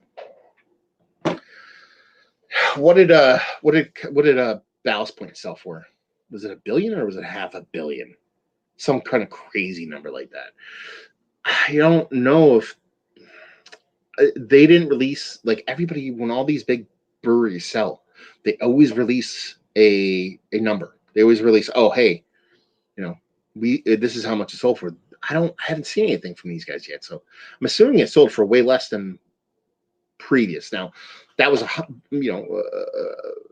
Ballast Point was a high watermark. Nothing was going to get that big, so understandable that it was going to be cheaper. But even like Platform was a platform that sold, I believe, to AB InBev. It was the Miller Coors or AB InBev. That was like pennies compared to what Ballast Point is now. Ballast Point is a much bigger brewery, you know what I mean, than Platform, but still the money didn't equate the same. It wasn't like it was this brewery was half the size, so we'll give them half the amount of money. It was like pennies on the dollar compared to what Ballast Point got. So yeah, it is what it is. Brewery sell. No love lost for me from New Belgium. What did I have? I had something really good from New Belgium not too long ago. What did I like from them? Was it their triple?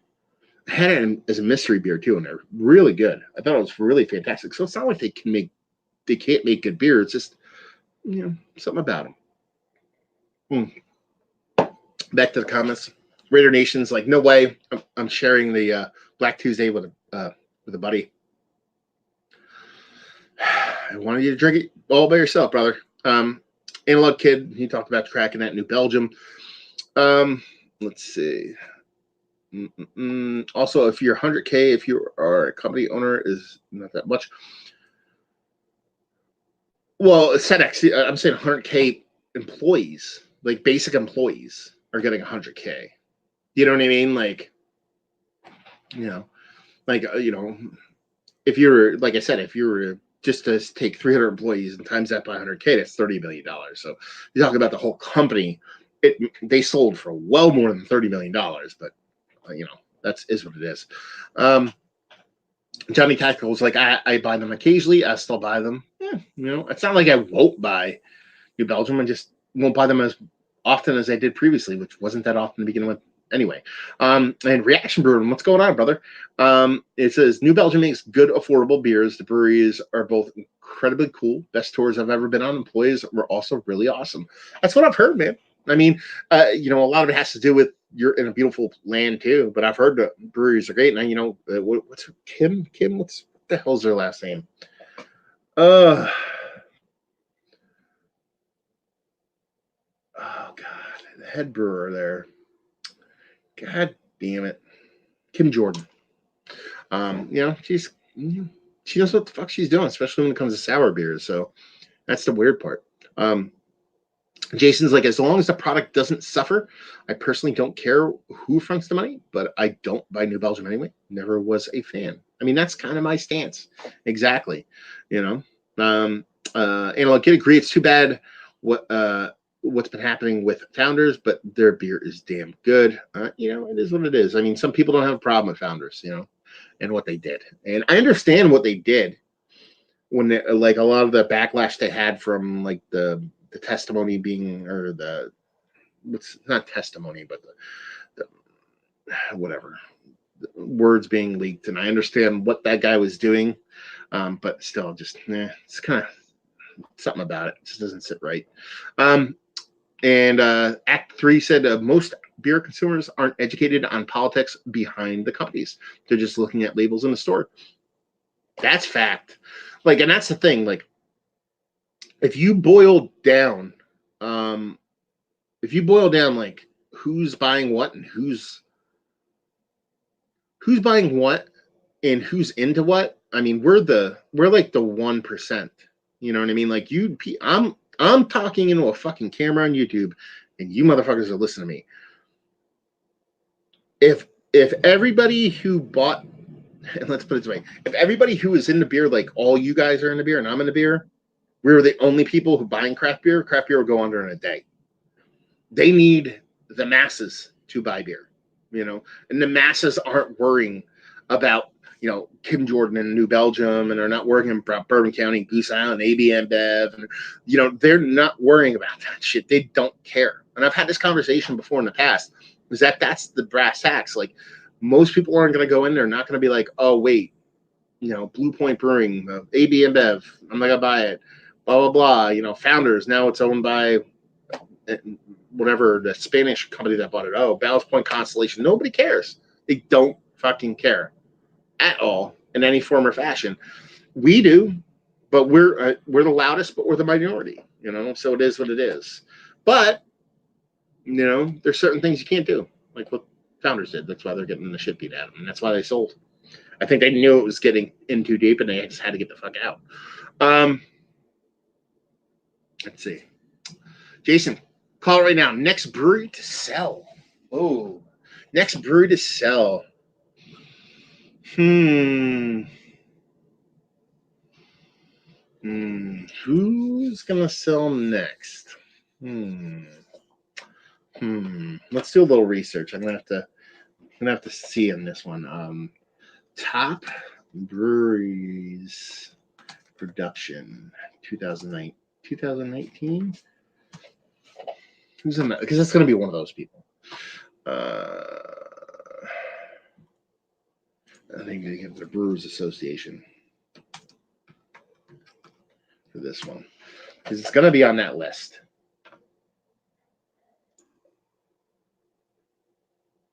(2018). Sorry, we'll see what's what. Production-wise, it's going to be one of those guys. So number one is Yuengling. That doesn't count because they're not really there. Sam Adams is definitely not going to sell out because they just merged with Dogfish Head, so they're immune. Sierra Nevada is not selling out. New Belgium, they're out. I don't think Bell's would. Canarchy, that's not. I mean, that's already kind of a conglomerate. Deschutes, Brooklyn. Deschutes, Brooklyn. This would be a good, interesting one, because I'm not gonna rattle off all the ones on the list, but these are the ones that I think are in game to be sold. Deschutes, Brooklyn. I don't think Stone. I'm gonna put Stone in there only. I don't think so. I think Cock, whatever, is gonna. I think he would prevent it, but he closed his fucking brewery in Berlin, so I don't know how much pull he has anymore. So we'll omit them for now. So Bell's isn't going to do it. So Deschutes, Brooklyn, Harpoon, that's a big one. Great Lakes. A Beta could sell. No one would care. 21st Amendment, they're coming in at 26. Those would be a big one. Those would be a good one. Shipyard, I don't know if they're popular enough for them. Long Trail's another one, but they're getting. See, this is like ones that are kind of like. These are ones that'll be like Narragansett. Why can't I say it? Narragansett. Jesus Christ! If they sold it, honestly, I assumed Narragansett was already owned by Big Beer. Rogue's a good one. They have to be dying. They have to be dying. Uinta, that would be one that could go. And that would be one people like, oh, whatever, Uinta, who cares? I actually like Uinta's beers, but Uinta went in like all the way. Here's one. So of those lists that I've said so far, those are pretty big breweries. So Deschutes, I would put in the top 5. Brooklyn, I would put in the top 5. My number one probably would be Great Lakes. I might put Great Lakes at number 1. Now, 21st Amendment could be up there. They might be top 5. Shipyards in the mix. Long Trails in the mix. Here's the kind of out of left field one that I think people might be like, oh, okay. Rogue is definitely in it. Where's the one that I just popped in my brain that I saw? Modern Times. Those might be one. That might be the next big one to go. I think. Like, and big one, I mean like kind of legitimately small but big crap brewing, like Wicked Weed level kind of like sale. Only because of how I feel about them, in that I like Modern Times beers. I think they're great. I think they're fantastic. But looking at what they did, they just literally took out like kind of, they did crowdfunded, right? They crowdfunded an expansion on their brewery, and I think they're just their rollout is really aggressive. They're trying to get really big, really fast. That would be like the boutique-y one. But if I was gonna put like money, someone's gun to my head, who's next? It might be Great Lakes. It's weird too, because I have a good friend that actually works for Great Lakes, and I kind of feel bad saying that. But just from the sniff test, the smell test, the eyeball test, it would just be, I don't know. There's something about it, man. See if there's anybody else on this list that actually you can see. Bear Republic, Left Hand. I mean, those are all breweries that you could actually see kind of going that way. But yeah, Harpoon has that kind of bigness. And Caleb was actually just saying, Harpoon, listen, you're talking to a card carrying member of Rec League. I will drink Rec League till I die, son. I love that beer. I tried to find another 15 pack of it today because I think that is one of the best crushable hazies, hands down. I reviewed it and I thought it was great. I think I should go back and re-review it because I think I kind of I didn't love it as much as I should, because I think I got a really old can of it. If you can get it within like a month and a half old, that is crush. That's what I want. It's a less sub 4% hazy.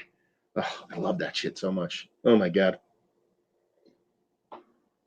Ain't a little kid tell me that Ballast Point sold for $1 billion back in 2015. Okay. Excuse me. D. Nameo. Platform sold to ABM. The joke around here. Oh, so you're from that area, Chicago, right? Is that where they're from? Is a joke around here is that they can only help them. Reaction Beer Kim Jordan. Oh, okay. Hey, Carson's in here. Fashionably late. Hey, y'all. What's going on, homie? Saucy from Cleveland. What's Saucy from Cleveland? Harpoon just bought Clown Shoes, didn't they? I don't fucking know. Clown Shoes. I don't know. Isn't Brash and Cloud Shoes the same brewery or something like that? I don't know. Anyway, I don't give a shit about Clown Shoes. Fort George Cavacita Stout. Fort George. I love Fort George. Two side notes on Fort George real quick while we're talking about them.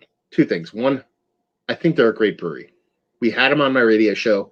They sent off a bunch of beers, and everything I had from them was absolutely fantastic. Their barrel-aged stuff was delicious. I really enjoyed everything I had from them. Number two, I have on my radio show, which you can go back and listen to the Fort George episode. So we have, I forget his name because I forget everything. And this is probably like 5 years ago. The head brewer. I don't know if he was the owner. I think it was the head brewer.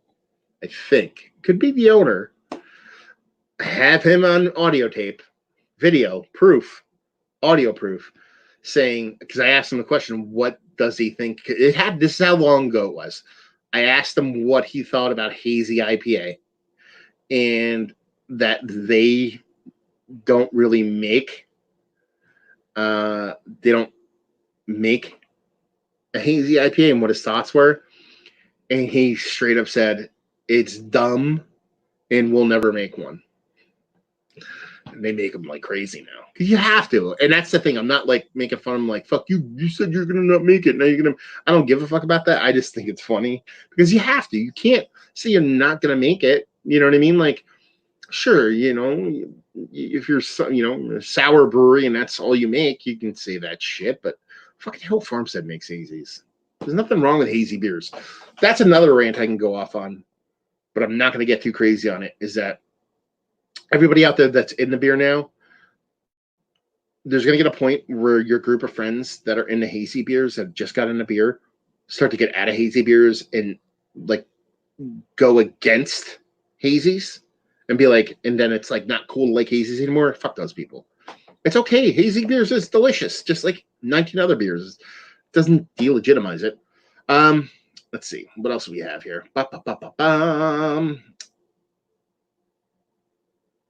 Shipyard couldn't get any worse, honestly. I mean, that's kind of true, to be perfectly honest with you. Let's see. Modern Times selling out would be funny since head brewers came from Stone. Listen, Lagunitas sold out. You're talking about fuck. I'm never selling out and smoking weed till I die, guy. So anybody, if Lagunitas sells out, anybody's selling out. Yes, Harpoon bought clown shoes. Clown shoes. Oh, Great Lakes could sell as long as they don't ever sell change Edmund Fitzgerald. Yeah, I know. I mean, they make great beers. That's the thing. It's not like I'm saying, oh, fucking. I'm not trying to make this. Oh, New Belgium. I'm not a fan of them, so they sold out. So therefore, Great Lakes, I must not like them. That's why they're going to sell. I really enjoy Great Lakes. Some of their barrel aged stuff isn't the best, but their base beers are fantastic. From Edmund Fitzgerald to a lot of their base stuff, their porters and stouts, pilsners and lagers, even Chill Wave. I like that as an old school IPA. Their beers are fantastic. But there's something, it's just a vibe, a feeling I have about it. I can see them actually selling out. Let's see. Dean Nemeo says, I'm biased. I can't see Great Lakes selling out. That would make me sad. It would make me sad, dude. Like, Wicked Weed made me sad. Platform I didn't give a shit about. And honestly, I didn't give a shit about New Belgium. But there's other, breweries, that sell out and makes me sad. That would be one of them.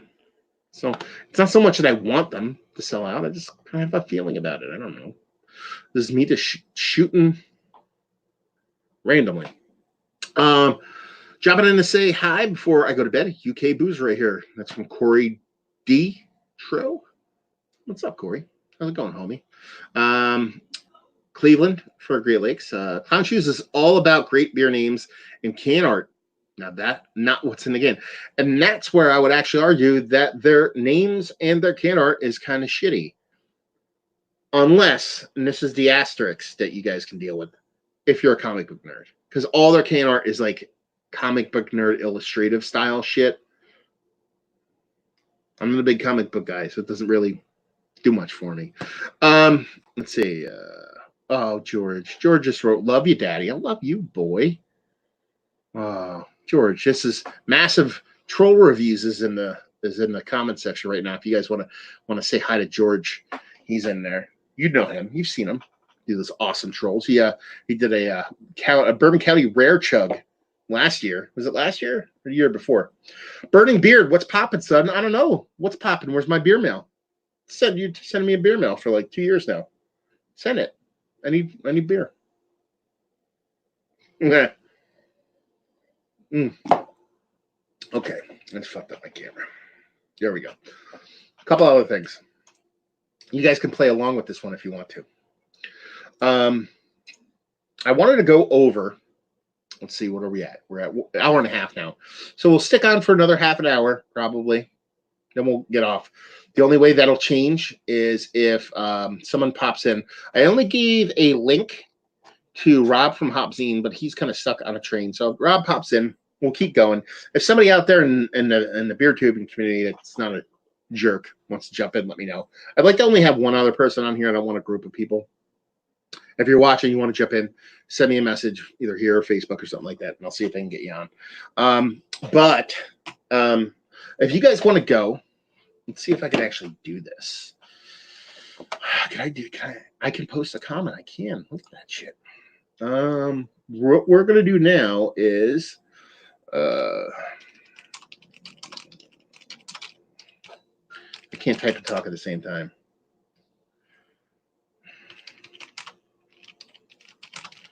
I'll put it in the comment section. And what we're going to do, that's not what I want to do. Okay, here we go. That's what I want. This is what I want. So if you guys go to the comment section, I just posted a link to the Beer and Brewing magazine. They just had the readers.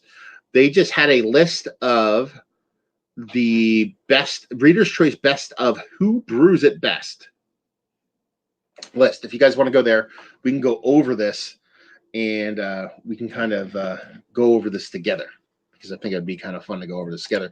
So basically what this is a Reader's Choice of what the best people have said, who brews the best of each style. I'm curious as to what you guys think, because there's some interesting results in this, to be perfectly honest with you.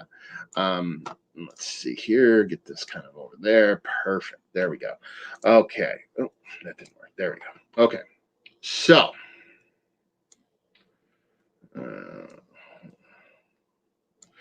okay. Oh, my comment section. I can't fucking see it now because I'm an idiot. There we go. Okay, that'll work.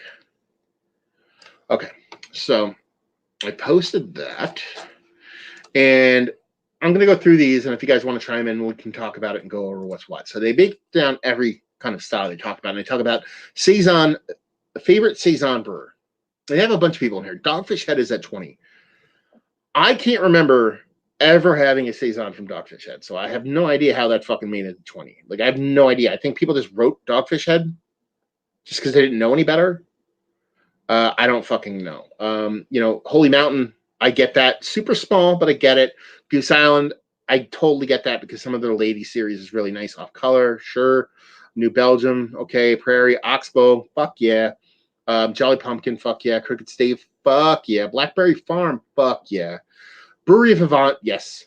St. Darius, fuck yeah. Side Project, fuck yeah. Jester King, fuck yeah. Funkworks, Omegang. I was surprised to see Omegang that high. But I can get down with it. I'm not a big Omegang yeast guy. Their yeast profile, their Duvel base, not a big fan of it, but I can get it. Allagash at number 4, which I guess I'm okay with that. I'd like to see a little bit higher. Boulevard at number 3. And this is actually one of the ones I find actually very interesting. It's 1,000% deserved, only for Tank 7, though. Because I've had other ones in there. Okay, I've had the Brett version of Tank 7. I've had other. Tank 7 is such a good fucking beer. That might be one. I don't know how much footprint that gets. I would love to do Tank 7 for one of these kind of online shares because that is an amazingly fantastic beer. One of the best beers. Here's a funny thing to kind of take this conversation full circle about what I said earlier. One of the best beers you can buy, hands down. What did I do? Saw it today. Went, I should buy that. Go, I see that all the time. I'll buy it next time. So I am being the asshole again that doesn't buy it. One caveat to that. It's 8.5%. I didn't want an 8.5%. Yeah. So Caleb was talking about Allagash. See, Allagash deserves to be higher than 4, but if you look at the top 4, Brasserie DuPont, so your Saison DuPont, that's fucking quintessential classic. Hill Farmstead's at 2. What do you got? Put it above Hill Farmstead? You could, but I don't see a problem with that. And at Boulevard Tank 7, I think if you were to go by your body of work, I think Allagash goes above Boulevard. But if you say who has the best Saison, I think Tank 7 is better than any of the Saison that Allagash has made. Now, are you talking about barrel aged this, barrel aged that, fuckduggery here and there? That changes the score, but I'm okay with that order. It's just a couple of them are really fucking weird. You know, like I said, Dogfish Head. They've made a Saison, but have I had it? No. Anyway, let's see. What do we have going on here? So next up, we have favorite stout or porter brewer. So 20, we have Fremont. Someone talked about Dark Star earlier. I've had Dark Star, absolutely fantastic. I just can't get it. It's very hyper localized. It's not something I can get. Nah, you know, it is what it is. AleSmith, yeah, there you go. Fucking Speedway all the way. Brewery. I don't know if I've ever had a brewery stout. I'm trying to think. I don't know if I've ever had one. Because all their big bottles are like old ale or barley wine or some kind of crazy fucking crazy thing. Like, I don't remember actually just being like, here's a stout from the brewery, which is kind of weird. Stone, what did they make? What did they make? Russian Imperial Stout in Chocoveza? I don't know. I mean, those aren't bad beers, but whatever. Samuel Smith's. Listen, I know a lot of you guys out there. Not going to be all about Samuel Smith's being on that list, but listen. Man, I had their oatmeal stout the other day, and that shit was pretty fucking good. New Holland, okay. Deschutes, okay. Treehouse, I kind of find that kind of weird because not that Treehouse stouts are bad. They are just kind of basic, you know. So I shouldn't even really say basic. I should say they're the kind of the same thing over and over again on repeat. So yeah. Anyway, let's see. Perennial, Braxis by itself, but they're naming a lot of other great stuff. Toppling Goliath, that I don't have a problem with. Prairie, I mean, they're just birthday and bomb series are just alone. Weldworks, super hyper localized. That's a weird one because I've had some Weldworks stuff and I thought they were quite nice, but they're so small. North Coast, that's Old Rasputin getting it for you, which I wouldn't put that up there, but that's whatever. Goose Island, Bourbon County is getting you there. Bell's, that is, Kalamazoo, that's Expedition. Left hand milk stouts, left hand milk stouts, just getting you up to number 3. Guinness at 2, which honestly, we'll talk about that in a second. And then Founders at 1. Founders make so many different stouts that makes sense. A lot of people in the comments are kind of saying, like, what the fuck, Guinness at number 2. You have to understand, this isn't the best stouts in the world list. This isn't, we polled 5,000 brewers from around the world who makes the best stout. This is, hey, general public, who makes the best stout? Fucking Guinness, man. And I'll put it this way. I like Guinness. I have no problem with Guinness. I'll drink it. Is it my favorite stout in the world? No, it's not even going to be in my top 20. Might not be in my top 50. Probably in my top 100. I think it's tasty. I can get down with Guinness. I'm all good with it. And number 2, whatever. Founders, I could see at number 1. They make it. Founders is almost like the AK-47 of stouts. It's not so much that it can aim right. It just sprays. And if you spray enough, you're going to hit the fucking mark. So they just release so many different fucking kind of stouts that eventually enough people are going to like it. Because they'll make something really delicious. Like they'll make fucking KBS. They'll make CBS. But then they'll make fucking Lizard of Kaz, which is hot garbage. So it is what it is. Yeah, so that list is whatever. But there's people on that list trying to think. Yeah, Carson on here, wish there was a Florida brewery on there like J. Wakefield. Also very localized though. But is J. Wakefield any smaller or bigger than fucking Bottle Logic? Bottle Logic is on that list. Weldworks is on that list. Like Treehouse. I understand Treehouse is more popular, but as far as, I don't know. Are they? Listen, for how much the Florida beer scene has elevated stout and more specifically pastry stout to a crazy level, they deserve to have somebody on there. So it is what it is. Now we're back to the comment section just to see what you guys are talking about. We have your, Act 3 saying Guinness number 2 for stout. Like I said, I have no problem with that, brother. Analog Kid saying, glad to see Treehouse number 1 under Hazy IPA. We haven't got there yet, but I assume they'd be there. Sierra Nevada 2 Hazy IPA XD, laughing. But you have to understand, man, fucking hazy little thing, that beer sells crazy. And I like that beer. I think that's a really tasty, well-done beer. So it's not so much that it's the best hazy you can have, but anybody who ever wants a hazy IPA can literally pick that up whenever they want. You're going to get a well-done, relatively low ABV hazy IPA. You have to think about it like that. You know what I mean? And that you can get something that's decent and readily accessible from a brewery that, is a good brewery. Code Catton saying Guinness, LOL. Again, I have no problem with Guinness being up there. Dogfish Head Saison DeBuff.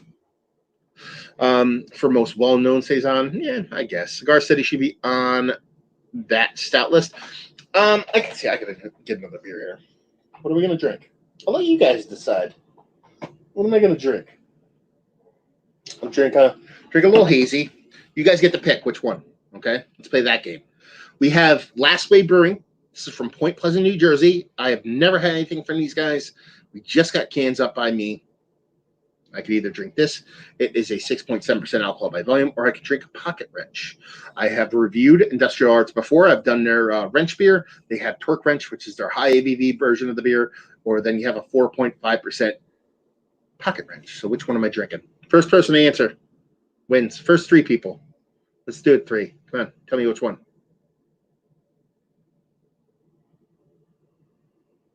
Does it take you this, guys? Why is it taking you so long to type? The comments take this long to go through. Oh, next one gets it. One person said this, one person said this. Next person to respond. You're the deciding factor here. Oh, the suspense is killing me. I'm getting the shakes. God damn it. People need to answer quicker. I'll just put those down because I'm not going to hold them up any longer. Anyway. Until you guys type something, I'll scroll on to the next one. Let's see. Okay. And Pocket wins. Pocket wins. There you go. Why? The comments coming up way faster? They must be. I'm using that shitty StreamYard thing, and it's just dumb. I have to use it. Actually, I didn't.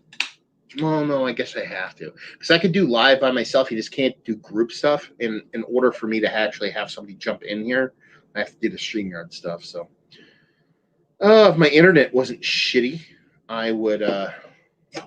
So, Pocket Wrench wins, and I will open this on the cast before we get in there. Actually, I haven't had this before, so cheers.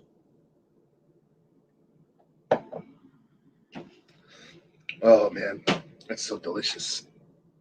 Oh man, it's so good. Oh, here's a nice picture. See, guys, I just got that in my thing. That's George Mass Troll Reviews, and those are the owners of Mortalis Brewing from Rochester, New York. Give me the finger, because that's what they do. So thank you very much, George. Anyway, let's see. Let's go back to this list over here. We'll move down to the next one. Go from there. You guys keep firing out comments. Favorite Abbey style brewer.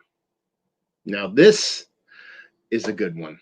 Burning Beard. What size T-shirt do you wear? 2X. I wear 2X. 2 and 2. 2X. Hopefully getting a little smaller. We'll see. Yeah. So, favorite Abbey style brewer. This is a near and dear to my heart. Hopefully the people I really enjoy are on this list. I'm kind of scared to read this one. Number 20. Talking about buyouts. Weyerbacher Brewing. I'm okay with it. I have no problem with it. I mean, there's going to be people that aren't on this list that I think do Belgian style beer. When they say Abbey style, I'm going to say Belgian style. Belgian style beer better than Weyerbacher, but I have no problem with them being on this list. Taxman Brewing. I have no problem with that. I actually hadn't had any Taxman to this past year until I had a viewer send me a couple of their beers, and I thought they were quite nice. Spencer Brewing at number 18. They are the only American Trappist brewery. They're up in New England area, and I really do enjoy their beers. I haven't had a ton of their stuff because they do make quite a variation of beers now. For those that don't know, when you open a Trappist brewery, you pretty much have to make the same beer for a set period of time, and in order to keep your Trappist stamp. And then once you get after a certain point of brewing, then you can start expanding to different styles. They've obviously reached that point because they're making up quite a bit different amounts of beer now. They make a hazy IPA, to make a bunch of barrel-aged stuff, but the stuff that I have from Spencer is quite nice. Abbey style brewer, we have Firestone Walker. Haven't had a ton of Abbey style stuff. Sure. What's the Belgian one? One of their series, one of their reserve series. I forget which one's like the Belgian leaning ones. I'm sure you guys will tell me which one it is. Now, 16 North Coast. Is that just Theolonis getting you there? I'm okay with that, but it's only one beer. Number 15, La Trappe. I think La Trappe should be much higher. Only for a couple different reasons. One, La Trappe is one of my favorite Belgian breweries in general. Or they're Netherlands, I know that, but I constantly say Belgian breweries. One of my favorite because they're quad. and their double are both absolutely fantastic. The only reason why I put those higher is because their barrel aging program is fucking bonkers. Not just from delectable tastiness, because their barrel aged beers, their barrel aged program is awesome. But you can literally go on their website. Do this. If you've never gone there, go check this out. It's crazy. Go into the Trapp's website and dig into their barrel age program page. They like break down by percentage what each barrel variant has in it. So, for example, they're 99% of the time their barrel aged stuff is their quad. They barrel age their quad, but then it'll be like 5% this barrel, 20% this barrel, 70% this barrel. Like they break down each. Okay, batch 43 is this, and this of this percentage of these exact barrels. I like that nerdery. I like that craziness. Good on you, LaTrappe.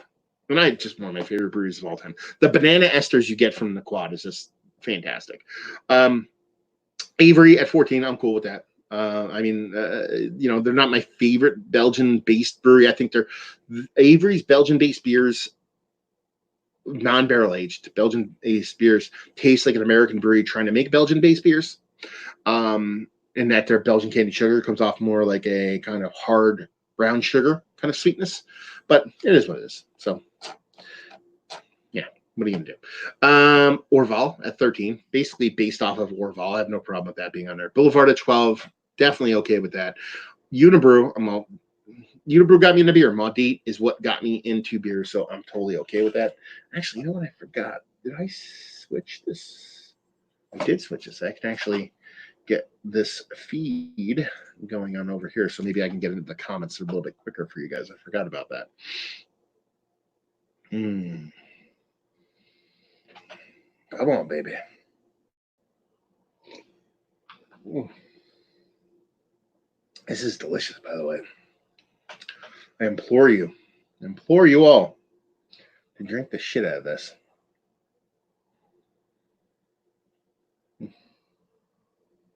Okay. Why is this not working right? I know this is very interesting. Let's see what we have next. Unibrew, yeah, Maudit got me into beer, but a lot of their Belgian stuff is absolutely fantastic, so I can get down with them being on the list. Go to my channel. Next up, Duvel. I'm not a big Duvel guy. I respect the game, but not my favorite thing in the history of mankind, but I'll take it for what it is. So I'm okay with it being on the list. Lost Abbey at number 9 is absolutely 1,000% worthy of being on this list. I think Lost Abbey makes some of the better Belgian-born beers from the United States, and their barrel age program is fantastic. At number 8, Rochefort, I think should be higher. If you're really going to break down a kind of contest between who makes the best of Belgian Trappist ale, Trappist quad, I think honestly Rochefort kind of hands down over West-Vedelen, over all St. Bernardus, all those breweries. I think they do it the best. So that's just me.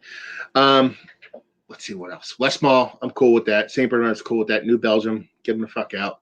Chimay, I'm okay with that. Number 5 or 4. I mean, take it is what it is, but I mean, Grand Reserve is fucking fantastic beer. Allagash at number 3. Kind of have a problem with that one because West-Vedelen's above that. I'm okay with that because the kind of the lore of West-Vedelen being, West-Vedelen 12, ooh, so fancy. Ommegang at 1. I have no problem Ommegang in this list, but Ommegang above Allagash kind of makes that list a little bit poopy for me, to be perfectly honest with you. Starting to get those hazies.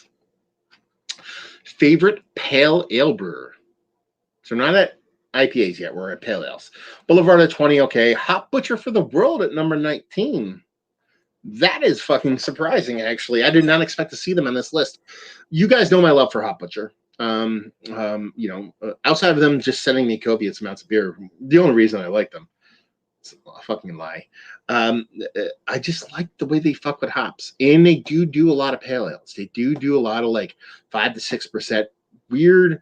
I keep saying weird. It's not like they're doing something different beer wise. They're just utilizing and twisting and fucking with hops in a little bit different way, and with a lot of hops that a lot of people don't use. So that's what really turns me on when it comes to those guys. So it's really cool to see them on this list. Summit, sure. Odell, yes. New Glarus, yes. Maine Beer Company, hell fucking yes. Firestone Walker, yes. Deschutes, yep. Founders, New Belgium, Leganese for Pale Ale, really. Treehouse, sure. You know, I love Treehouse's beers, but I don't really think about them when I think of pale ales, even though Baby Bright's fucking. You know what? Baby Red alone, they're allowed to be on there. Bell's, okay. Trillium, yes, because they do a lot of lower ABV kind of pale ales that really fucking work it for me. Half Acre, Daisy Cutter alone gets you on this fucking list because that beer is fucking fantastic. Hill Farm said absolutely. Toppling Goliath, we're okay with all this. Oskar Blues coming in at 3. Dale's Pale Ale, really just, yeah. Yeah, but yeah, Act 3, you're talking about Lagunitas Born Yesterday Pale Ale. Isn't Born Yesterday like high 6s? See, that's the thing where it's like, or is it at 7? I'm looking it up right now. See, that's the thing. You just can't call something a pale ale when it's an IPA. And that shit.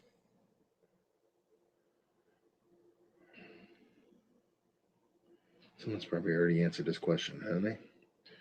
What is it? Born Yesterday, Lagunitas. Let's see ABV on that. See, my rule is, well, I spill shit all over myself. Come on.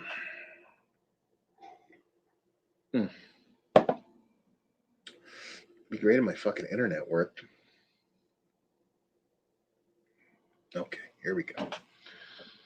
7.2. Caleb's in there before I did. 7.2 is not a fucking pale ale. It's not. You know what I mean? Like, it's not. It can't be a pale ale. I'm sorry.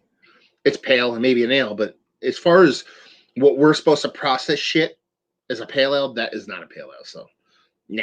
I understand maybe that's why that's in there, but that doesn't work for me. Hill Farm said yes. Toppling Goliath, yes. Oskar Blues, Dale's Pale Ale gets them in there. 3 Floyds. Okay, I'm okay with that. And Sierra Nevada #1. I mean, Sierra Nevada Pale Ale, that's King Shit of Fuck Mountain. That's not my favorite beer in the history of mankind, but, you know, it is what it is. Now, Analog Kid actually says, if Hill Farm said distributed, they would be higher than Toppling Goliath. Would they? Would they? Here's an interesting one for you to take in. This probably bleeds into the hazy portion of the show. Bring it up so I know what I'm talking about. Why is this not working? Oh, you son of a bitch. Okay. Untapped. Check in. Let's see. Let's see what we got going on here. Let's see if I can find what I'm looking for. I'm trying to find an article on it, but yeah. 2018. What I'm trying to find is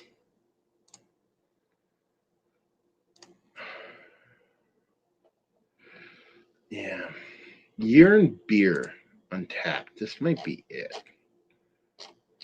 Basically, what I'm looking for is if you Treehouse ranked as one of the most checked in breweries, or they have one of the most checked in beers.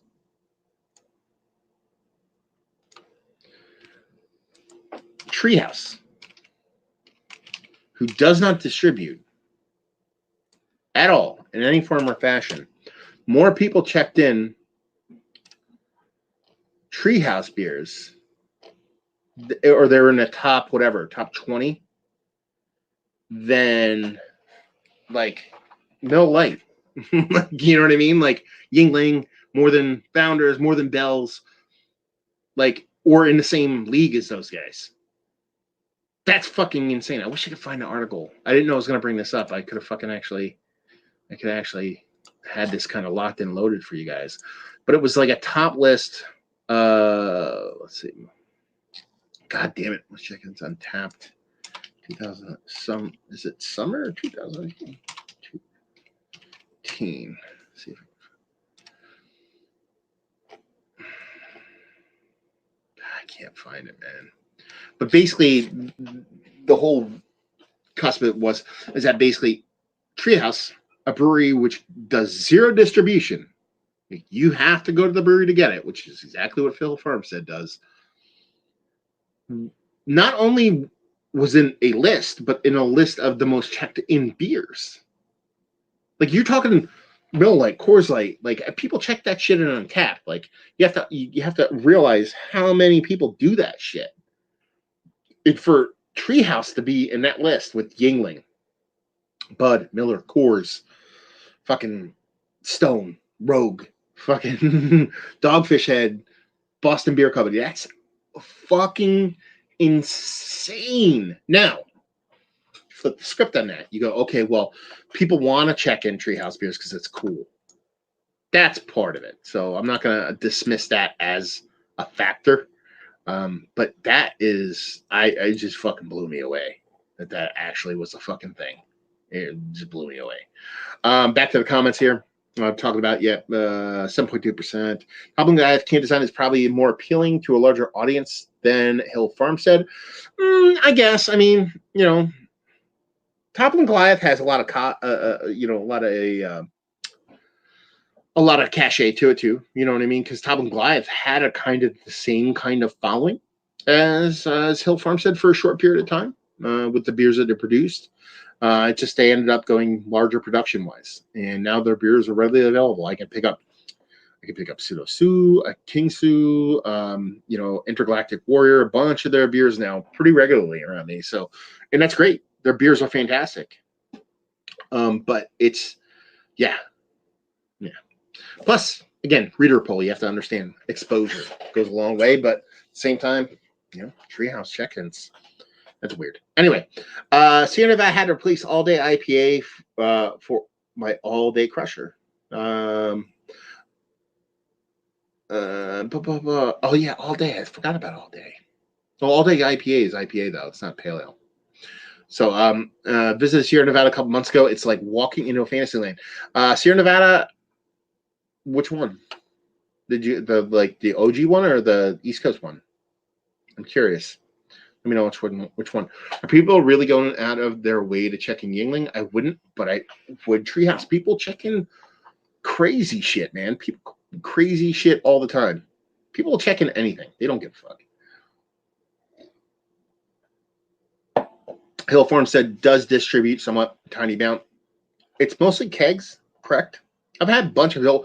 Whenever I go to Vermont, I have Hill Farmstead all the time on draft at several different places. I have never seen bottles or cans in distro. Correct me if I'm wrong. Also, most people who only drink macro beers probably don't have an Untapped account. But that is still surprising. It is, but it's like you have to understand. Most people don't. But if you were to look at the just ironic hipster check-in, your friend's like trying to be douche and checks in like PBR like 3 times a week just to be funny. You know what I mean? Like, because he's like, I'm checking PBR. It's like that alone and the frequency of that alone. So yeah, North Carolina location. What did they call? Is that what they call Malt Disney World? The Sierra Nevada location down there. I heard it is the coolest place in the history of mankind. Like I heard it's amazing. Amazing. I want to go down there so bad. Yeah. Dean DeMayo's like, people checking White Claw, to be fair. Yeah, they check in anything. People probably checking their own fucking stool samples, to be fair. Okay. Now we're up to favorite sour or wild ale brewer. This is another one I'm kind of curious about. So we'll see what's what with this one. Move that over so I can actually fucking read it. Okay. Favorite sour or wild ale brewer. We have New Glarus at 20. Yes, Hudson Valley. I find it very interesting because they're basically getting on this list based off of the sour IPA, not a regular sour. mixed culture, wild, whatever. They're over basically a lactose pastry sour, which is very, very interesting. So, and how small they are. They're like, talking about small. Hudson Valley, small. I've been there several times. I actually went to Hudson Valley. Like, I went to Hudson Valley right when they opened by mistake. It was and it was, the beers were crazy. It was cool because it was before they actually invented, basically, they invented the sour IPA. I was like, so you guys, if you watch my channel for a really long time, I have a viewer of mine. His name's Tom Beam. We've become friends in real life. He lives in New York, but we beer mailed with each other, but when we've hung out with each other, he's actually done beer reviews with me when he came up and visited last time. And I've done a bunch of stuff with him. Awesome dude. And then one day we were actually going to meet up because he's in New York. I was in Northeastern PA, and we're like, okay, let's meet at a brewery, just hang out in the middle of summer. So we're going to go to Russian Duck Brewing, one of my favorite breweries. You watched me review beers from them before. And I was like, okay, me being how I am, I like to start early, end early. I was like, okay, I'll just go. I'll go, and then he'll be like, I'm coming in. I'll get there maybe a little bit early. So I start driving, and I'm probably about like 10 minutes away from Rushing Duck. Where I lived at the time, it was about an hour and 15 minutes away. So I'm very, I'm already on the road for an hour. He's like, dude, I'm going to be really late. And I'm like, okay. How late? He's like, I don't know yet. I was like, okay. It's like, no problem, dude. It's all good. So I'm like, I'm not going to go to Russian Duck yet.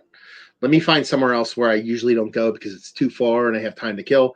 I was like, fuck it, I'll go to Newburgh Brewing. You guys have seen me review Newburgh beers. I love it. One of my favorite beer experiences of the past year was I went to Newburgh Brewing probably about the middle of summer. Coheed in Cambria, the band was doing a small kind of acoustic set pop-ups to where they go in a place and play for like a half an hour. I'm doing acoustic stuff, and they were doing it at Newburgh Brewing. And I went there and ended up getting to go in at the brewery early and got to sit through a sound check and hang out with Coheed and Cambria, which is super cool. And but I went to Newburgh Brewing and I sat there and had a couple of beers, and I was like, okay, text Tom, and I'm like, what's up, dude? And he's like, should be leaving shortly. I'm like, okay. I was like, okay. So I'm like, whatever. So I'm like, fuck it. Let's look on Google and see what it says brewery wise. And I'm like, type in brewery. I'm sitting in a Newburgh, and I'm like flipping through, and I flip, and I get Hudson Valley Brewing, and I'm like, oh, okay. I'm like, start looking at pictures, and I was like, okay, this looks like pretty cool fucking stuff. I'm like, it's the color and the pictures were really nice, and I was like, okay, you can just get a vibe about it. I was like, okay. I'm like, fuck it. I'm like, where is this? And I look, and 10 minutes away. It's like Newburgh's here. You have to like drive up this road, cross across a bridge, and drive down. It's like right across the Hudson River.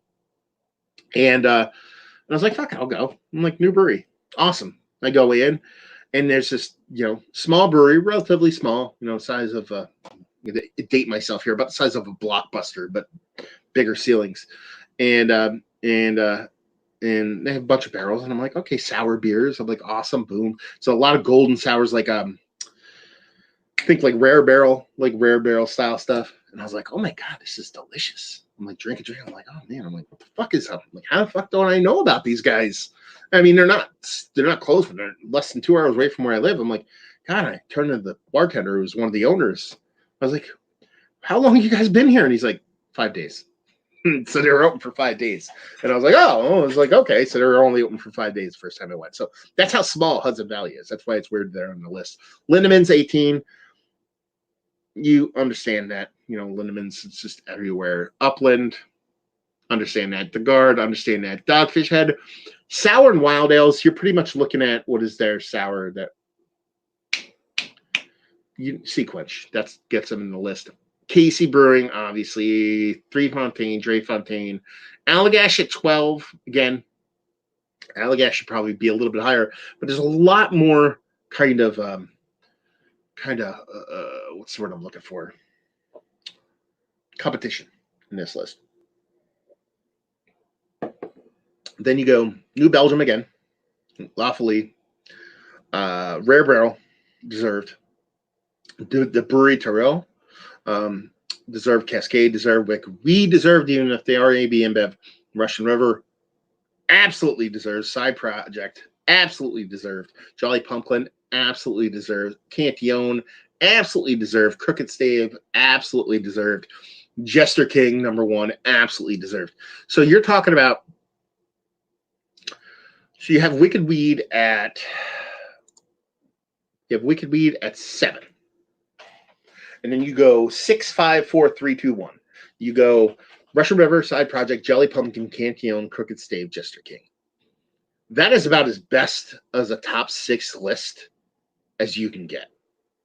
Because that, I mean, you could argue positioning on those, but I don't think you could be like, they don't deserve to be there. I mean, they absolutely, even if you were to, here's the thing. If you were to, okay, we have New Belgium at 11. Okay. So if we go top 10, this is a little bit of a stretch for you guys, but we go top 10 on this. And you take Wicked Weed and you take the fact that AB and Bev bought them. Take that and throw it off to the side. Just for fun. Let's play the game. You go Rare Barrel, Brewery Tarot, Cascade, Wicked Weed, Russian River, Side Project, Jolly Pumpkin, Cantillon, Crooked Stave, Jester King. That is legit top 10.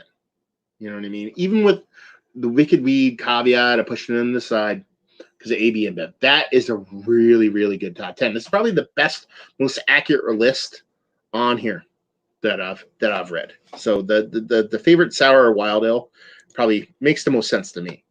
Let's see, what do we have going on in the comments? Let's see, PBR Hard Coffee is even checked in, says Caleb. Yes, it is.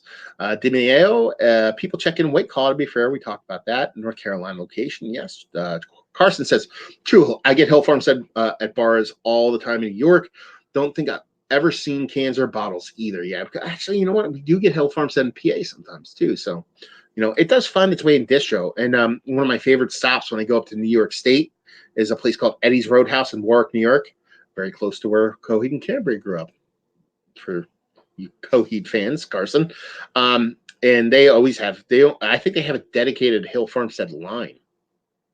To be perfectly honest with you, everyone Hill Farmstead, you're up in the kind of Hudson Valley area, go to Eddie's Roadhouse, man. You'll always get it when you go there because it's like when I talk to Eddie, and I'm going to do a podcast with Eddie from Eddie's Roadhouse. He hustled. He's one of the reasons why everybody else has Hill, because Sean was super fucking kind of crazy about letting his beers leave the brewery, and Eddie was going there, banging on his door, give me your beer, give me your beer, give me your beer, in a good way, not in a super annoying way. And then one day Sean is like, okay, come, I'll give you 1 keg. You need to show up with a refrigeration system to keep the keg in and take it back. And he went and got it, drove back like a day or 2 later and said, okay, I'll take another one. And he's like, really? Like, you're just going to keep doing this? And he kept doing it now to the point where he's like, he'll just give him whatever he wants. So you get not just the staples there, but you get really nice beers. So if you're ever up in that Warwick, Hudson Valley area, Eddie's Roadhouse, go there. Place is fucking awesome. Ralph or no? What's up? Missed some of this. Missed most of this, but I was busy transferring and cleaning. But here I am. So Ralph that don't know Ralph, how don't you know Ralph? He is King Shit of Fuck Mountain beer mail guy. He is King Shit of Fuck Mountain. He will be for a very long time. There's people that are nipping at his heels, trying to gain that role, get that belt, raise that mantle. But I mean, you have to understand that the shit that Ralph sent me was like a shock and awe level craziness for like fucking a year straight. He's cooled it for a very good reason. He's now working at Barrel Monks Brewing in Florida. He's a brewer down there. They do a lot of amazing Belgian-born stuff. They're probably one of the brewers that should have been on on that Abbey Belgian-based lists. They do really great Belgian-based beers. He's been working there. Word is, there's like a word that they might let him kind of fuck around with the beer and make it his own. Because when you work in a brewery, you just don't jump in and start making beers. You do all the grunt work. But Ralph's going to be banging out some new school with some old school mixture. So look out, Florida. He's coming for you. So what's up, Ralph? I miss you, brother. Can't wait. We have to chug the beer together. We have to drink a beer together soon. Look at this. I'm talking so much. I drank 2 beers in 2 hours. This is it's not like me. Anyway, let's see. Next up, we have Carson, Coheed and Cambria. Fuck yeah. Yes. I'm going to butcher this, but I'll say it anyway. Bukowski Polski Ostra Saucy. There you go. Any experience in Polish craft beers? Very little. I mean, I couldn't actually tell you off the top of my head what Polish craft beers I've had. But I know they probably were all Pilsner or lager, you know. So I'm sure I've had, but nothing that I could really recall off the top of my head. No tired hands. Carson says, I assume that's in the favorite sour or wild ale brewer. I mean, they do it, but I don't think they do those beers enough to really garner enough ground support from readers. Again, keep in mind this is a reader's list, their favorite producers. So I don't think there's the numbers just to get them there. Even though that's by far and away the best beers they make are their sour wild beers. They're more wild than sour. That's what they make best. But they just don't do the numbers you need to do. Let's see. Carson's like, or Burley Oak if you're including pastry sours or those dreams. See, I understand that line of thought and that reasoning, but I was really taken back by Hudson Valley being in there for that, and I just think that's a way more popular beer than the Dreams. And I haven't had a ton of Dreams, but out of the 4 or 5 Dreams I've had, I've not liked any of them, so I don't know if they're that great of a beer to begin with. Anyway, just notice there's no fruit beer category. Yeah, I guess there should be one. Let's see. Caleb says, also, I know they're small, but the answer to Vale, he's, I believe, talking about the pastry stuff, pastry sours. Nemeo says, send us some beer, Ralph.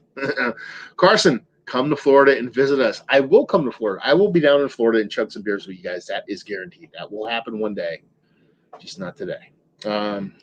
Fuck with my camera right now. I'm trying to get this little pocket wrench back on the camera. You drank 3 beers in 2 hours, actually. 3 beers. I did. I cracked that first one. I forgot about it. Thanks for letting me know. Yeah, what Carson said, visit Florida. All the free Belgian beer you can drink. Booking that shit, son. And D Nemo, as in Captain Nemo, says he's been known to travel for beer. We all. Favorite lager brewery. Okay, now we're getting into the thickness here.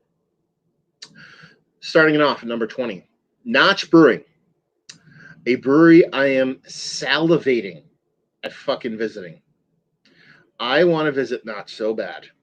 Like, that's what they do. And it's not super far. It's in Rhode Island. Salem, right? Salem, Mass? Is it in Rhode Island? I think it's in Salem. Anyway, it's right next to each other. I've been chopping a bit to go there. I just haven't had the chance. I couldn't really get there, but fuck. I really want to go to Notch. So they're super tiny. They are super small, but it's just, I need to go. 19 Metropolitan, no idea who that is. 18 Hill Farmstead. I get that. I could even get Hill Farmstead out of here. I'm not a huge lager. You know what? I'm a liar. You know, the canned lagers are good. I like them. They're okay. They don't really blow me away, Hill Farmstead's canned lagers, but Poetica, that shit is fucking amazing. Iyengar at 17. I'm okay with that. 16 Austin Beer Garden, no idea. Freem, sure. Chuckanut, sure. Live Oak, sure. Ribby, sure. Victory, I mean, Pills, just getting you there for Victory Pills. Founders, okay. Dovetail, whatever. Brooklyn, sure. Pilsner Kell at number 7. That makes sense. Suarez at 6. Super surprised by that one for how small they are, but it's well deserved. Yingling, just in there for a lager, I assume. Firestone Walker or Pivo Pills. Bierstadt Lager House, which I've always wanted to visit. I will probably, you know what? I might get out that way one day. And 2 Jack's Abbey, 1 Sam Adams. I would have flipped those. Boston Lager gets you number 1. That beer is, you know, a juggernaut. So that's going to get him number 1. But I honestly think Jack's Abbey is king shit of fuck mountain when it comes to lagers. They do it. They do it not just well, but they do it super high consistency. and just honestly, just make great fucking beer. So we're done with that. That was pretty quick. Favorite American IPA brewer? Okay, not hazies, mind you. American IPA. 20 half acre. Okay, I'm getting a little nasally right now. Toppling Goliath, 19, sure. Main Beer Company, yes. 18. Deschutes, sure. Surly, sure. Green Flash, it's kind of weird, because they're kind of dying off. Cigar City, yes. Three Floyds, yes. Odell, yes. Alchemist, yes. Alchemist should be higher for American IPA, I believe. Founder, sure. Lagunitas probably should be higher because that's kind of what they do. They don't do the hazy stuff all that much. Dogfish Head at 8, that might be higher. A Treehouse American IPA, yes, but I don't know, not above the Alchemist, at least for me. Ballast Point, Firestone Walker, Sierra Nevada, Bell's, Stone, Russian River. Russian River's Pliny's just getting you to the top there. So I'm okay with that list. It's basically an old school brewery list. There's a little bit of new school, old school in there. I'm okay with it, but yeah. And then Analog Kids talking about Agree at Jack's Abbey Lagers. Excess is solid. Otis, my man, is one of the best beers of the year. That shit is fucking cash money if you can still find it. It's going to be old, but it's still worth it. It's one of the better things. I think even when it's a hopped up lager, I think they still hold a little bit better than your new school hazies. Here we are. King shit of fuck mountain status. I said that 9 times already today. Hazy IPA brewer. This is, again, not my list. This is not Craft Beer and Brewing's list. This is the readers voting on this. So top 20 favorite hazy IPA brewers. Number 20, Outer Range Brewing. Never heard of them. 19, Bell's Brewery. I don't know about that. What, Official? I think Official is the only hazy one I've had, and that was kind of mediocre at best. Bearded Iris at 18. I find them to be quite overrated. Just not really a brewery that I'm a big fan of. I mean, I've had about 8 beers from them, and it tasted like they're not bad beers, but there just wasn't anything there really noteworthy for me. Revision Brewing, 17, whatever, 16, Narrow Gauge. 15, Great Notion. Yeah, they're good. I mean, they didn't blow me away, but whatever. Firestone Walker, is that Mind Haze? I guess is getting them there, because you think of hazy, you don't think of Firestone Walker. 13, Bessel Brothers, that's deserved. Small brewery, but even outside of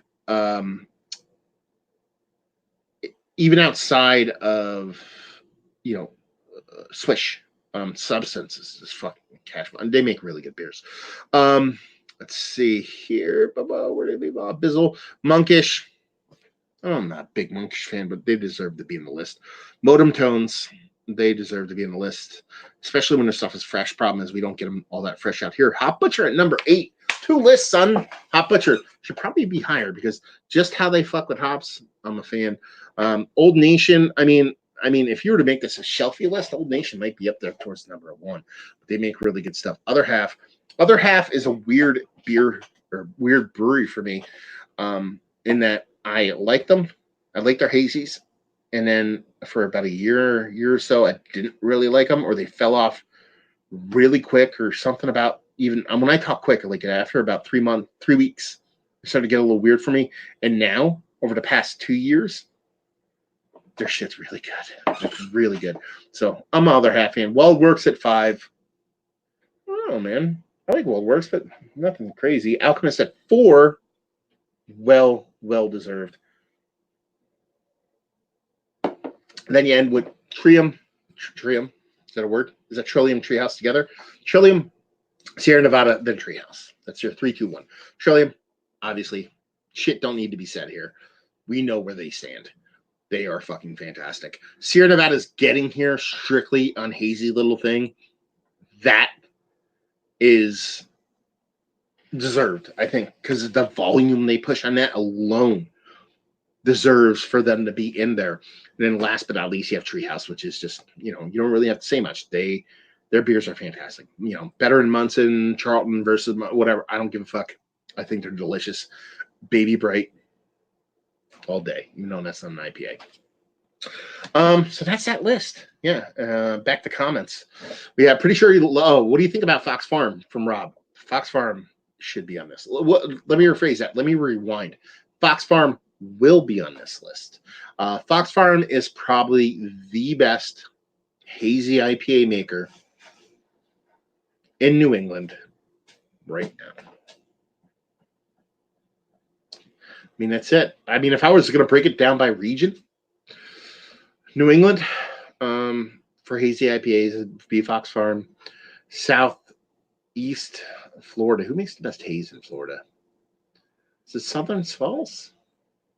No, Calusa probably. And then you're talking about Central, Mid Atlantic. Who makes the best haze out this way? Equilibrium or other half. And then you talk about Midwest. Northern Midwest, Hop Butcher probably be my number one. Southern Midwest, it'd probably be, I mean, Spindle Tap maybe. I don't know enough about it. Northwest, probably Great Ocean, and then just West Coast would probably be Monkish or something like that would be your best. But in the grand scheme of things, I mean, Fox Farm should be on here. They're just so tiny. I don't think they just have the numbers to get themselves on here. So, answer your question, I really like Fox Farm. Let's see. Bissell should be higher on that list. They should, but they shouldn't because I don't think they do enough volume. Like, it's impressive. Like, you have to think about it that way. I think it's amazing that they're on this list. Not so much that they should be higher. It's like the fact that they're even on this list is crazy to me. Because you have to understand these are readers. These are people reading and voting. You know what I mean? Like, from all over the world. You know, and Bissell has such a small footprint. Substance and Swish from Caleb. It's Substance and Swish alone get them on this list. That's right. So, dude, Substance is so good. So good. I forgot how good it was. And then someone sent me a can and fuck it's good. Finback deserves to be on the hazy list from Caleb. I don't know about that. I'd put EQ on this list before I put Finback, to be perfectly honest with you. Trying to think of anybody else. Yeah, I'd probably put Equilibrium on that list before I put Finback. Not that I don't like Finback. Their beers are quite enjoyable, but they can be quite inconsistent. I've had some Finbacks. I was like, this is really bad. But they're not. It's few and far between. It's not that often, but I've had ones where I was like, I don't know about this one. But there's been times where I've had really good ones. So it's that inconsistency would keep them off for me. Let's see. WeldWorks too high at 5. Juicy Bits fine. Their whole catalog doesn't hold a candle to the New England style breweries. I agree. I like what I've had from WeldWorks. It's just there wasn't anything there just that really has been setting itself apart. Now that's where kind of regionality comes in. You have to understand that people out there, if that's all they have and they drink it and it's close enough, then they're like, oh my God, this is so good, you know, but it is what it is. Let's see. Act Third says, any chance of a New Jersey beer share or crawl in the future? You mean holding one? I'll go somewhere. I'm not going to have people at my house because you guys are creepy, but no, I mean, listen, I go out and about all the time and I bump into people all the time in New Jersey at breweries and stuff like that. I shouldn't say I don't pronounce where I'm going, or announce where I'm going, but you know, I post on Instagram, you know, I'm going here today. If you're around, stop by, chug a beer, and you'd be surprised how many people show up and chug a beer. So I mean, I would go to a New Jersey share. I wouldn't host one at my place just because I don't want strangers in my house, and I think my wife and family would be weird about that. But I would definitely go to one. And as far as a crawl goes, I do that every weekend, so that's definitely in the cards. Just so happens that I don't know, I'm just doing a crawl by myself, I guess. Have you tried Masthead from Cleveland yet? Says Deed and Nemo. I haven't. I don't think I have. For some reason, I want to say I've had a. For some reason, I want to say I've had a Masthead. But I don't remember. I know I've had one. Have I? Check the old internets. I'll have to connect to my regular shit because this stuff isn't working all that well. So hopefully it doesn't fuck everybody's shit up. Fuck my feet up. If it doesn't, we're almost at 3 hours now. So probably not long for this world to begin with. Come on, buddy. I'm so Masthead. I know I've had one. Yes, I have. Someone sent me a masthead. Someone did send me a masthead. I know they did. I know they did. I know they did. My fucking laptop's freaking out.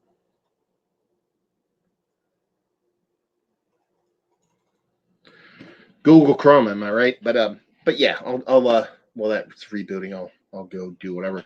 Let's see. Ralph's like, ironically, if my beer takes of BOM might make the best hazies eventually. Okay, I know what you're getting at, Ralph, but that didn't read like English to me, buddy. So maybe you had too many of those Belgian doubles at work today. I don't know. Anyway, let's see. What did I have from Masthead? I know for a fact I had something. Hopefully it wasn't. Let's put it this way. I know for a fact that somebody sent me Masthead. Whether I posted it or not is a different story. Sometimes my camera doesn't work. Sometimes my camera fucks up. I use my phone. Sometimes I forget to start my camera, and it's not my camera's fault, but I blame my camera. Very consistent in my blame when it comes to certain things. So let's see. Belgian hazies, LOL. There's great Belgian hazies, man. That one I did it as a mystery beer. The Duvel single hop Citra was fucking fantastic. Justin Rieger, Sand City. Who should be on that list? Sand City? I don't think so. I like Sand City, but I don't think they should be on the favorite hazy IPA brewer list. Carson, he's nailing it on the head right here. It's inconsistent hazies for me as Civil Society. I've had some garbage from them. Yeah, I mean, honestly, I was in the room with the Civil Society guys, and I kind of felt bad because pretty much every review of them, their beer, there's been a couple I really enjoyed, but I would say 70% of the beers that Ralph has sent me from Civil Society or Carson, I believe, sent me some too. Was it Carson? Did you send me some? Anyway, regardless, it wasn't good. And I was at a certain brewery, and they were there, and I didn't talk to them. They probably don't even know who the fuck I am. But I kind of felt bad, like, City's guys' beers has no personality like 19 times in a row. So yeah, that's the kind of thing. Yeah, they just don't really do it for me. And let's put it this way: on a separate occasion, I was at a brewery where, why is that doing that? Well, I don't have any masthead in my reviews, so I don't know where I'm getting that from. But anyway, and I was at a brewery who did a collaboration with Civil Society, and they sent the collab up to this brewery, like whatever, a couple cases of it, and I walked in the brewery and they just got the cases and they cracked them open. We all drank it real quick and we looked at each other and they're like, "Fuck." They're like, "This is bad." They're like, really bad. They're like, "Oh no." They didn't know what to do because they didn't want to, have their name on that beer. So it is what it is. Anyway, what else do we have here? Carson, do you like some Sand City? Justin Rieger says, anybody tried anything from Troon? Yeah. I've had a bunch from Troon actually. I live an hour on the nose from Troon. So if they do a release, Troon, for people that don't know, are located just out of Princeton, New Jersey. They are a small brewery. They're on a kind of like a weird plot of land that houses like a little like a distillery, a little farm, and like a little like a really high end fancy restaurant. And in the brewery, they don't sell bottles, they don't sell cans. All they do is put beer in crowlers, not even cans, crowlers, and sell it to the public. And what they do is they pronounce, or now I keep saying pronounce. They announce on Instagram, "Hey, we're open. We have this beer. Come and get it. We have 400 crowlers, 2 per person."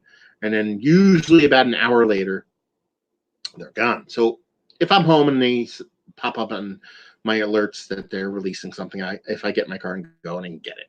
I don't. half the time. The only time I really ever stop by there is when I'm like driving by and it just so happens that they're doing something and I'm like, oh, okay, I'm like 20 minutes away, I'll go by. And they're really good. I mean, he's a little weird, Alex. I've been trying to get him on the podcast for a while. He's a weird dude, you know, a little bit of an introvert, to say the least. And he does weird shit. Like he'll be like, I'm releasing an 8.5% session pale ale today. And I'm like, 8.5% session pale ale. There you go. That sounds like a plan. But the beers are really good, man. I mean, they're really good. And like when I first found Troon, it was 4th of July, not this past 4th of July. The 4th of July previous of that is when I first found. Wait, was it the 4th of July 4th? I don't know. You can look at my reviews so you can see when I reviewed them. I was just driving by and I was like, hey, there's a place called Troon. Let's go there. And I just walked in. It was him and I assume a father or uncle or some old man just sitting there filling growlers. Like you could walk in and just get whatever you want. And it was a fruited sour. And it was fucking amazing. It was my favorite beers of that year. And they make really great stuff.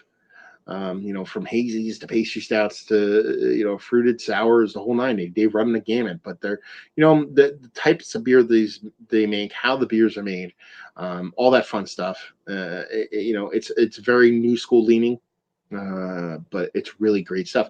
And here's the thing about them, and this is like a lot of people say this because for those that aren't from the area, a lot of people view Troon as like a super hyped, and they are super hyped, like brewery they can't try. You can try it whenever you fucking want because that little restaurant that's on the same plot of land, it's called Brick Farm Tavern. They always have their beer on draft. Like that's one of the stipulations of them being on that land up brewed beer. They have to supply that restaurant with beer. So that I think the least amount of Troon I've ever seen on draft there was 3 different beers at a time. So they usually have at least 3 things on from Troon. At all times. So sure, you can't get a growler to go. You can't take anything home. You have to drink it there. Boo hoo hoo. But if you really want to try it, you just go there, fucking get great food. It's expensive and fancy, but you can sit at the bar. You can go in a t-shirt and jeans. You can order a burger. It's going to cost you $15. You don't have to get fancy foie gras and all that shit. Chug some beers, and they usually have a killer tap list. It's always all Jersey. So you'll see Magnify and Cypress and Icarus and, you know, obviously, like I said, Troon and everybody from Jersey. Every brewery you can find be like whatever, Muckraker and Referend and every brewery that is like you want to try, you'll find there. So if you ever really want to try their beers, you can totally just stop in Brick Farm and get something to eat. Man, I'm plugging people. I should get free shit for this. Let's see. The first Champster says, hi, Matt. Good morning from Australia, Josh. Josh, 2 things. Thank you very much for stopping by. And the other thing, what time is it fucking Australia, dude? Jesus Christ. It's got to be like 7. What, did you just wake up or something? I appreciate you coming by this early, man. That's crazy. Carson Laylock, have you had an angry chair stuff bad? Carson, are you seriously asking me that question? Did you send me angry chair stuff? If you didn't, if you watch my channel, you know I've done. How many angry chair reviews do I have on my channel? I only have 2 angry chair reviews on my channel. I've had a decent amount of stuff. Nothing too crazy. I reviewed Krampus, and I have reviewed Papinski on my channel. I've had maybe about 5 or 6 other stouts from them at like random bottle shares and stuff like that. But yeah, I've had some stuff and I like them quite a bit. Let's see. Caleb, he's like, I think the article forgot best hard seltzer. Maybe. Oh, my back hurt. That was weird. Okay, I'm gonna crack into this quiver. Tell you guys what I think real quick. Answer some more questions and then we're done. Because I need to go play some Jedi Fallen Order. Anyway, let's see. Okay, let's see, Carson. I'm still Shooketh. Tired Hands didn't make that list. I am biased, but damn. Such cool stuff. Feel they have good exposure because of their IPAs. Pretty sure they even ship within PA. Ranting. Yeah, I mean, it is what it is. You know, Tired Hands also, you have to understand, it's Philly and it's Tired Hands. Like, they're kind of douchebags. So maybe them being douchebags makes them not get on the list. Analog Kids, like, have you heard of Aislinn out of Herndon, Virginia? I like to call it Aslan just because I like to say that stuff. I have. How many Aslan beers have I done? I have done 4 Aslan reviews on my channel, and I've probably had double that, maybe even triple that as far as just trying the beers. I've liked what I've had. Hit or miss. They can be a little bit kind of inconsistent for me, but the last one I reviewed was it was a collab of Casa Agria. And it was baled. It was a peanut butter stout, and it was fucking amazing. So, yeah, they can make some good stuff. 1970 Easton. Hey, fella. From Ottawa, Canada land. Canada land. What's going on, brother?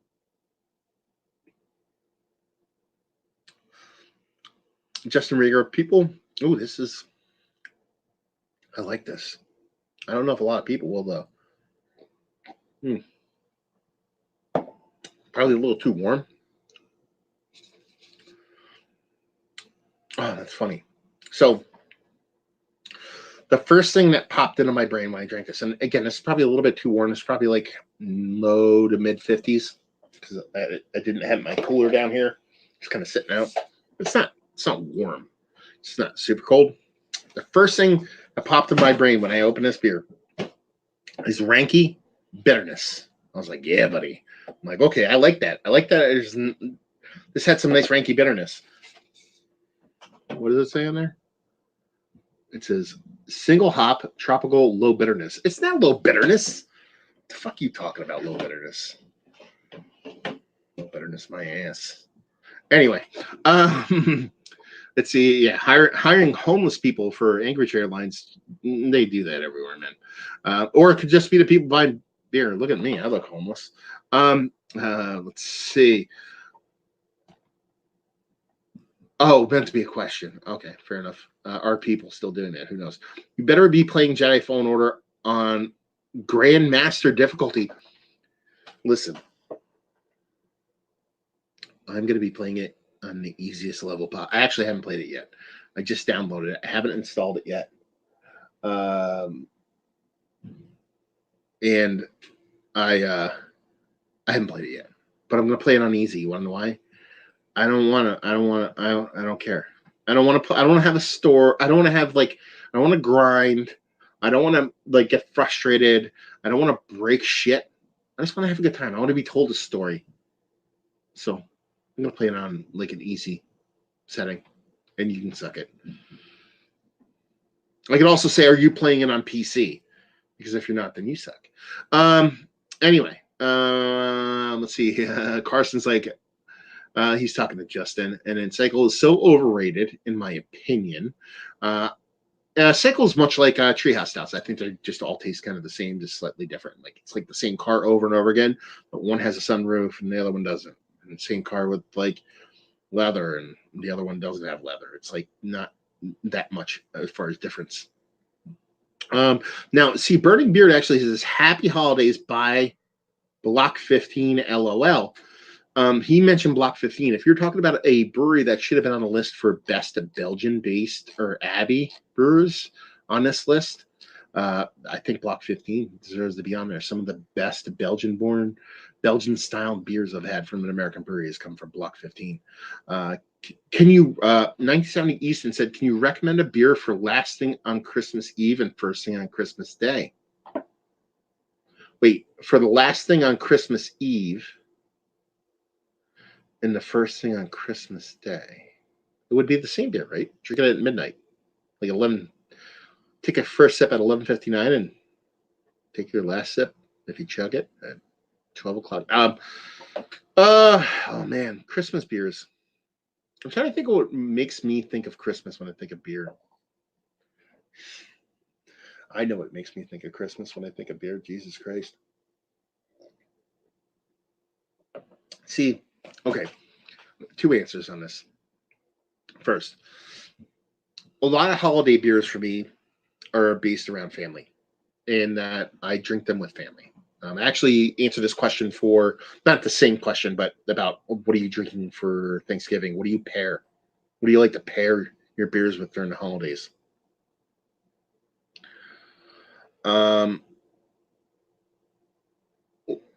I kind of gave a sappy answer in that it was Ben Keene. He's another kind of writer in the beer industry, and he asked that question. And I was like, I like to pair beer with family. Like, I know that's kind of sappy, but what I typically do is I'll take like an aged beer, an old beer, and I will open it with people who appreciate it. Not that I want to exclude anybody from it. If somebody's like, hey, can I have a sip of that? Absolutely. Here's some.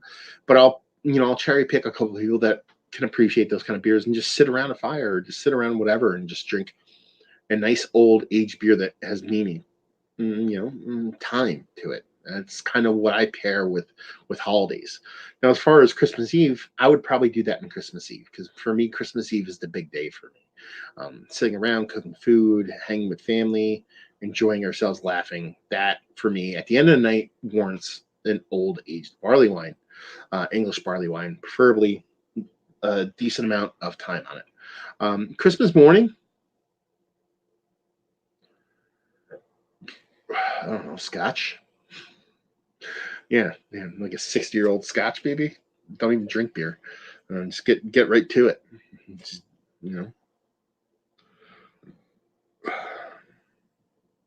Yeah. So there you go. Drink scotch in the morning, preferably at like 7 a.m. But seriously, Christmas beer, I just drink Christmas beer. I'm not a big like gingerbread stouty kind of person. Um, I, I'm not a big ginger, like that's not Christmas beer. You know what's Christmas beer to me is more like winter warmers. Or you know what's oddly enough like a Christmas beer for me? Doppelbocks. Drink a celebrator. That's it. You drink a celebrator on Christmas morning. You want to know why? You get your nice celebrator, you put them in the fridge. Christmas morning, you wake up, it's low in ABV. Okay. So you're talking about what, 6 and change. It's got this great kind of rich mouthfeel that doesn't taste like rich macchiato kind of coffee, but it has this kind of coffee-esque kind of rich desserty vibe to it. And so it's low ABV, richness, works for breakfast because it's a Doppelbock and that's a bread beer. That's what Abbey people brewed, so they couldn't eat. They had to fast. So they made Doppelbocks because they were trying to make a meal in a glass. So you're having breakfast. So you're fulfilling all these roles. And then you know what else you get? Cherry on top. You get the little fucking ornament, fucking little ram yak ornament off the celebrator. It comes out of every bottle. You hang it on your tree as a little ornament.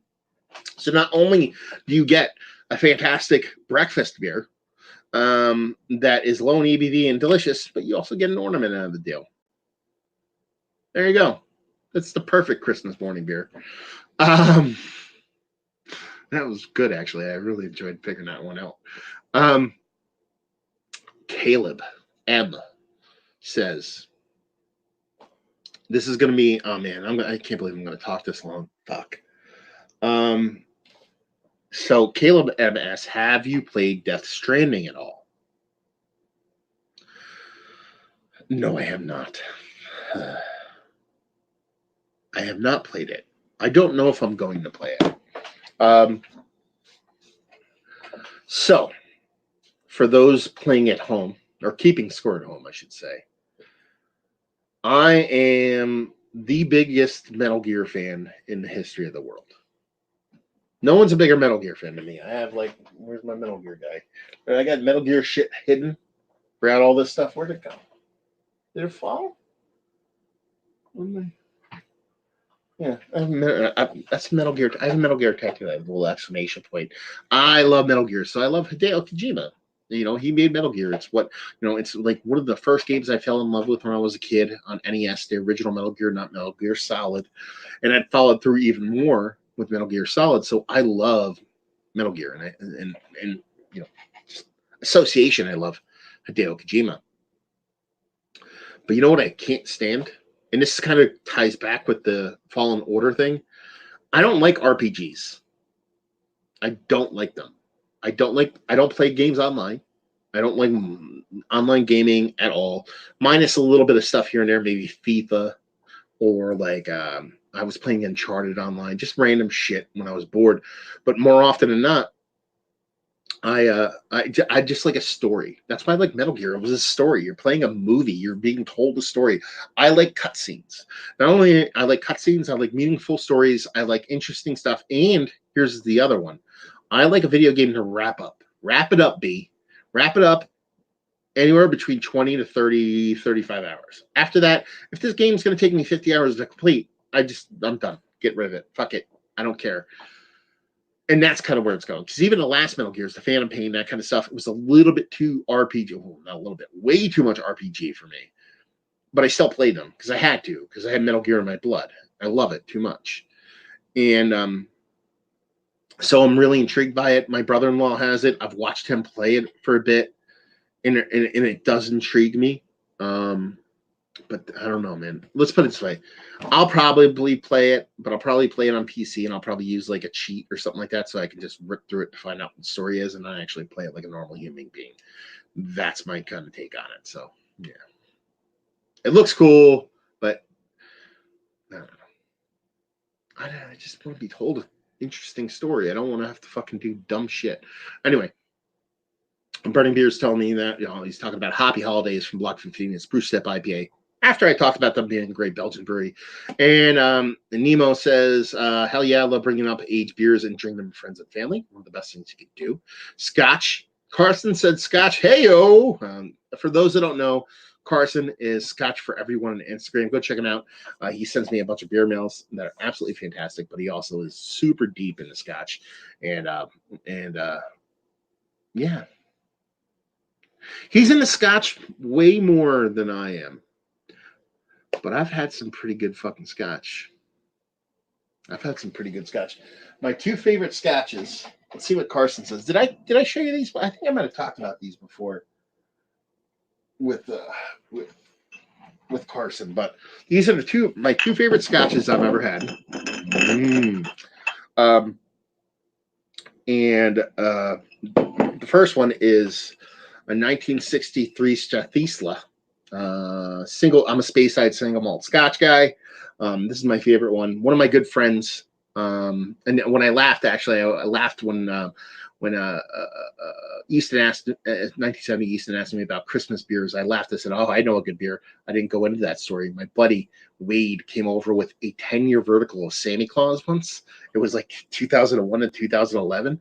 We drank it on Christmas, so that's something you can do on Christmas. Is a 10-year vertical of Santa Claus if you want to die. But my buddy Wade was super into Scotch, and he had no bounds when it came to Scotch. So he would just rip, like, 63. We drank this in probably 2013, 14. So you're talking 50-year-old, 60-year-old bottle of Scotch. So he would rip like 60-year-old bottle of Scotch like it's nobody's fucking business. So I love this. There's like 5 bottles of these up there. That shows you how much he came over. He would come over my house with a full bottle of this and be like, "We're drinking this tonight." And we would drink the whole bottle in one fucking sitting. And probably my favorite, and this is again from my buddy Wade too. We had a falling out, but I still love him. I don't know why he's kind of annoyed at me for some reason. I don't know. As a 1958 Glen Grant. This beer was absolutely fucking amazing. Yeah, absolutely fantastic. This is probably my favorite Scotch I've had of all time. Yeah, 65 years old, I think, when I had this. This is great. Yeah, these are all Gordon and MacPhail bottles. For those who don't know, like pretty much like Scotch, all these Scotch distilleries from the past kind of closed and shut down, and Gordon MacPhail's like the biggest company. They go and buy the old barrels and repackage them and do all that shit. Anyway, there you go. 10-year verticals of Santa Claus and Scotch. Nemo says, "I believe the next bottle share you need to break out the music mixing equipment and give us a show." I've already done that. Yeah, that's separate, man. For those who don't know, I have a bunch of over there. You can't see it, but I have those are I used to be a DJ in my past life, and I still break it out every now. So, anyway, let's see, Easton, great idea. Nemo, give us some Buka Shade and Efix Twin. Fair enough. Carson's like, my world is blowing. My world is blowing that there are Scotch bottles on top of those shelves. I've been looking at for years. Yeah, there's a ton of shit up there no one's ever seen. You know what? This is a great one. This is like, if you want to talk Scotch recommendations, let's do that real quick.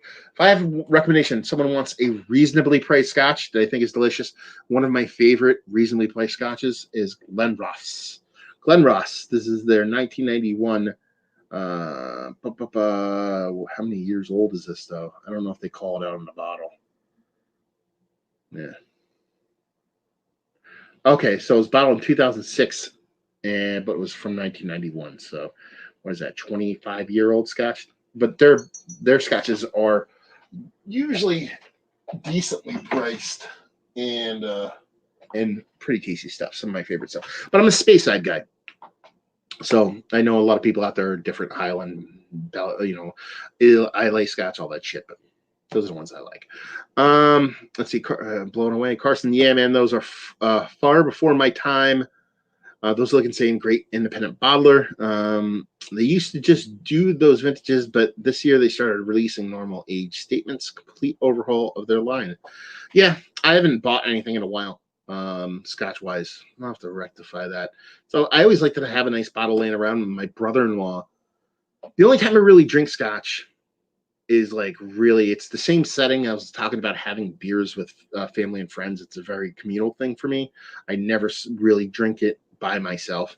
And I had a couple decent bottles, and my brother-in-law, he's in the Scotch. So every time he shows up, we dip in the one or two bottles that I've had. And it just so happens that we've dipped in enough to where I pretty much don't have anything anymore. So I'll have to go out and get some more. So there you go. Well, that's it, guys. I think we're done for tonight. We're at 3 hours again. I'm getting tired. I want to go play some video games. So hopefully you guys enjoyed this hanging out again, doing a bottle share. I think I had fun. It was a little bit of a rough start with the internet, but I'll get it sorted. Each one will be a little bit better than the next. And yeah, I'm going to try to actually I'm going to do something. I'm going to try something. I don't want to tell you guys what I'm going to do, but I'm going to do something.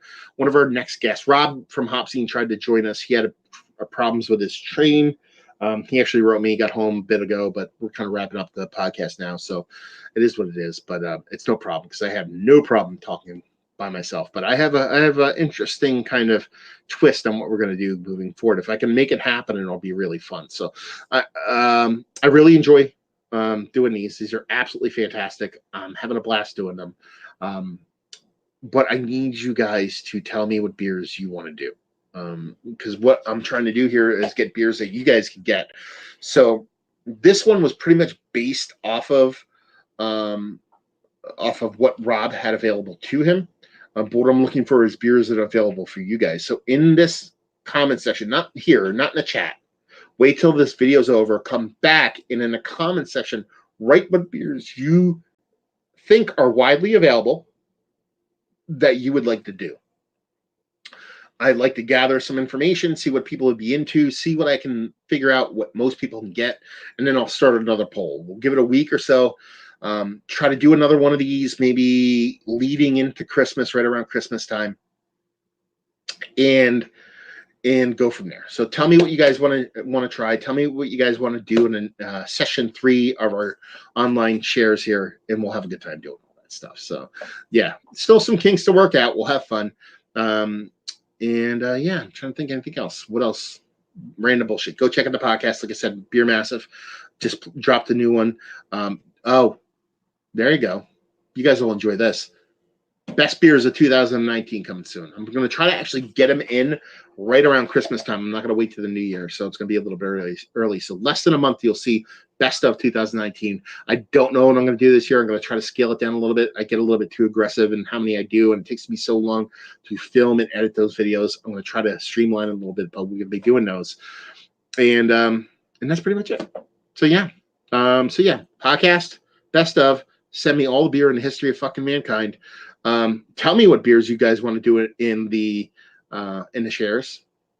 Hopefully you guys had an awesome weekend. So thank you very much, guys, again, for showing up, hanging out, chatting, having great conversation. Hopefully you guys enjoyed your 10 FIDY.